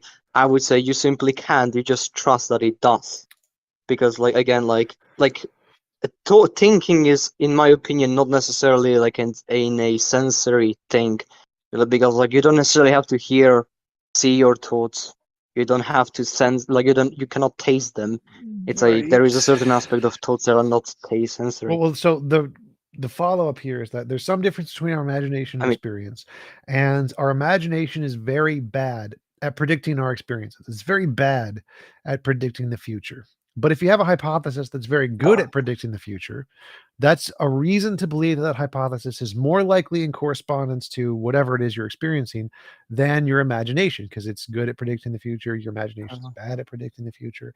And so if you have a hypothesis, like there is an external world, and in the external world, there are asteroids or whatever, and the asteroids will come once every 500 years, and that comes true, that's reason to believe your hypothesis that there is an external world corresponds to this experiential stuff rather than your imagination. Yeah. Okay. Okay, I would disagree with the first thing, like, in the beginning you said. Now I don't know, can I necessarily say the same thing as you said, but basically you would say, like, you cannot use our imagination, like, because it's just not good. Well, how do you think we get those hypotheses? We use our imagination, and then we try to confirm that imagination with the data we have, and if that imagination is correlated reliably with outside world, we say this is a working hypothesis, just like Einstein discovered like the relativity theory, like he did not confirm it Well, until so you're much partially later right. You're on. partially right. So we use our imagination to come up with tons and tons of hypotheses. 99% of them are wrong, but one of them is right. Yes. This one that's right, Yes. whatever is in that hypothesis, like if that hypothesis says there is an external world and that's why this happens, we're rational to believe the one that's right because all of the other ones don't work. And so you're right that we come up with that one via our imagination, but that isn't the same Yeah. as imagination because all of the other ones that we come up with imagination are wrong. So imagination is very bad. But if we got one that was very good, and that one in our imagination says there is an external world and it works to predict the future, we're rational to believe that one. Yeah. It's funny. It's funny, like how you say, like I can say what you said, like kind of in a different way. It's like if your imagination is true, then it's good, and if your imagination is not good, like not true, then it's No, bad. It's like if one can like predict the future, it's good, and if one that can't, it's yeah, garbage. if it's correct, of course, if it's true, as in it Well, no, this correlates isn't. with No, no. reality. What, Predict the like I future said. doesn't necessarily mean correlate to reality. So you can predict the future in the Matrix, but if one predicts the future, you're rational to believe it. If it doesn't, you're not rational to believe it. Wait, what do you mean you can predict the future in quote unquote matrix? Like our hypothesis, because they correlate with reality. When I say What? correlate, it means we can test them. Well, that's not what correlate means. But so like even if we're in a dream world, we could still potentially make predictions and still get them right potentially. I mean potentially. Yeah. But we don't accept that. Even if it's I mean, possible, we still think it's right if yeah. you're able to make Well, predictions. still like here, like even like how I see it, the only thing that we have more determined is that rationality, when used in a proper manner, as in when it uses the data that we have collected, it's more correct than not, and then we can test those hypotheses, which still, like in my opinion, reinforces Wait, how do you test them like without our empiricism? logic. No, well, you. I'm sorry, I'm coughing a lot. I'm kind of sick. Anyways, basically, like we don't test them. That's the thing. That's empirical thing we do. We don't test them. Right. So how do you That's not differentiate irrational. that from imagination? Just something you made up in your head. Because we essentially make up our world. We make up what logic should be. Like we make up what logical fallacies should be and why we cannot use them. Well, I don't so care we about can validity. have like I a grant better. validity. I'm talking about the soundness. How do you verify the soundness of your argument? So like if I said cats are dogs, dogs are chickens, therefore cats are chickens, that's valid, makes perfect rational logical sense. It's false. What I care about is the soundness. The Well, only thing to verify soundness is empiricism. Yeah, but that is because in your example you specifically use something like in nature, as in something like physical. Like when it But comes that's to what we want to know rationalism, about like with reality. If we're talking about reality, it has to be something if outside we of your, want to, yes. what that was what we were If talking we about. want to use. And hello, I have to leave in a second, but what I want to know is do you have an example of something that rationality or whatever you want to label it would be a better methodology than empiricism? Well, I fundamentally believe that empiricism cannot exist without our rationality. So our empiricism just depends solely on our ability to be rational. So you're on team like empiricism now. Welcome aboard. what? Sorry? Well, it sounded like you were kind of attaching to empiricism there. It's kind of like, rationalism, empiricism. No, I never said empiricism is invalid, as in we should not use it. We definitely should use it, and it's a really valuable tool to be used. Well, even if it's a really valuable tool to be used, it doesn't, like it doesn't necessarily prove anything like outside of like our ability to say what it proves. I did want to jump in there real quick and say the fact that we need rationalism to apply to empiricism isn't a criticism. That doesn't like we need philosophy to do science, but that doesn't mean everything in philosophy is as good as science. Science is philosophy plus something better. It's specific philosophies and ruling out other philosophies.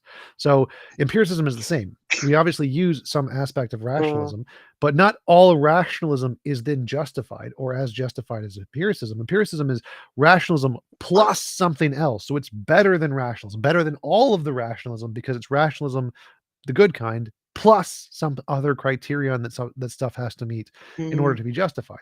So simply saying that you When you say better, what do you mean? What does it mean? It's to be better. I mean, so rationalism starts with a certain set of criteria to establish something as being justified. Empiricism sets additional criteria that something has to be meet in order to be justified.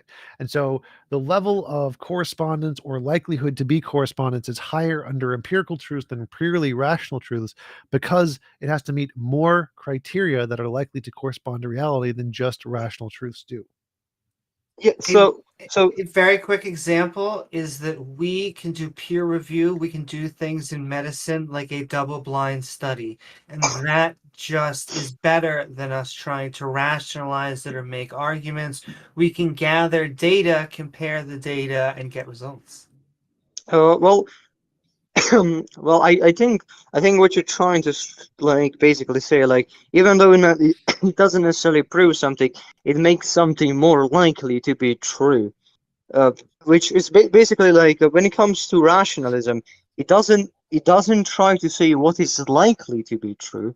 It says what can be true, and like what is basically definitely not true. Well, no. So Well, when it I think comes you're to wrong. those, So rationalism is also probabilistic because there are other forms of logic. There's standard logic, non-standard logic, quantum logic, fuzzy logic.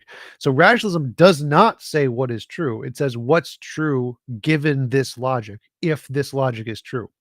So, and then empiricism goes a step further. It says, here's the rationalism we use, the standard logic, and if this is true, and if all of this empirical stuff is true. So it has extra criterion to make things more likely to be true than rationalism. Rationalism is less likely to be true than empiricism. I don't know how can you empirically try to prove that. Well, no, so like, and on that note, send in so much love to everyone out there on T-Jump's live chat, my live chat. You should all be subscribing, liking, following. And thank you, hello, for joining us. You can keep on having the conversation with T-Jump. I just got a great papers. Yep. Love you all. Well, thank you. It was delightful to talk to you. All right. So to answer your question, like again, rationalism has a certain set of criteria that it uses, like validity and stuff. And then science uses those same criteria, but then adds on more criteria. And so it filters out more wrong data than rationalism does. Rationalism does not filter out wrong data. So I said cats are dogs, dogs are chickens, therefore cats are chickens. That isn't filtered out by rationalism because from the rationalist perspective, that's perfectly valid. The only thing that would filter that out is the empiricism part. And so more statements that are false will be filtered out by empirical data than will be filtered out by rationalism. And so empiricism is more likely to be true than rationalism. Yeah, well, I would say that when we use empiricism, it makes it expands our rationality because it introduces new aspects to it, as in like I said, like I foremost mentioned, like, you know, it makes things more likely because like we can test them. But I think like we can even use like rationality like with our just like thoughts, as in like that correlates to reality. So you'd say imagination. Like for example, like if cats are chickens and chickens are cats, then, you know, chicken and cats are the same thing. Well, we've used like the Aristotle model of like forms, which I don't know. Would you agree with that? But I'm certain. Yeah, I'm certain you would not like really like agree with that. But like I think like we have in our mind, let's say even we don't have to see in a cat or see a chicken, we can just imagine, like, for example, like, like, let's say what we saw. We have a form in our head how a cat should be, and have a form of chicken how it should be. And if we see those forms are not correlated with one another, therefore we cannot say they're the same thing because we know they're different because of our Well, the only way to get those thoughts, how I forms see is it. through empiricism. Those forms don't exist without empiricism. You can't use rationalism Not to deduct what a cat should be. well. I wouldn't say necessarily empiricism, but it requires our sensation. I wouldn't say all sensation is empiricism, because empiricism says, like, okay, we use our, like, of course, sensory data, but like we try to then essentially confirm it. We don't necessarily have to prove it. We just only have to have like an idea of like a cat and a chicken. We don't necessarily have to prove that cat is cat. We can be wrong with that, but we just have to have like an idea what we saw cat is. But that's a posteriori. You still need empirical data for that. Rationalism doesn't use empirical data. Oh. Like, I mean, yeah, fair enough, But I think it doesn't need to be, as in, like, confirmed, even so we can necessarily know that cats and chickens are not the same. Well, you need to have some Basically. empirical verification of what a cat is and an empirical verification of what a chicken is in order to know they're not the same. Simply by using the logical form of the argument. Well, you can't. we can have an idea what it is.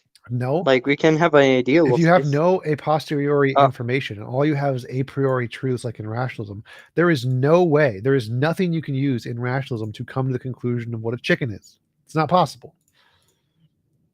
It's the distinction between a priori and a posteriori. There's literally no a priori truths you can use to get to an a posteriori fact. Yeah, fair enough. Well, like, that's well, could we just, like, say, imagine that? Well, yeah, fair enough. I do concede that. Fair enough. Yeah. Well, still, okay. Like, to return to the subject, like, I still I have to wanted to go too because I question have you. to get to a date I'm going to. But it was okay. great talking to you, and I'll talk to you guys next Sunday. Peace out. Okay. Bye.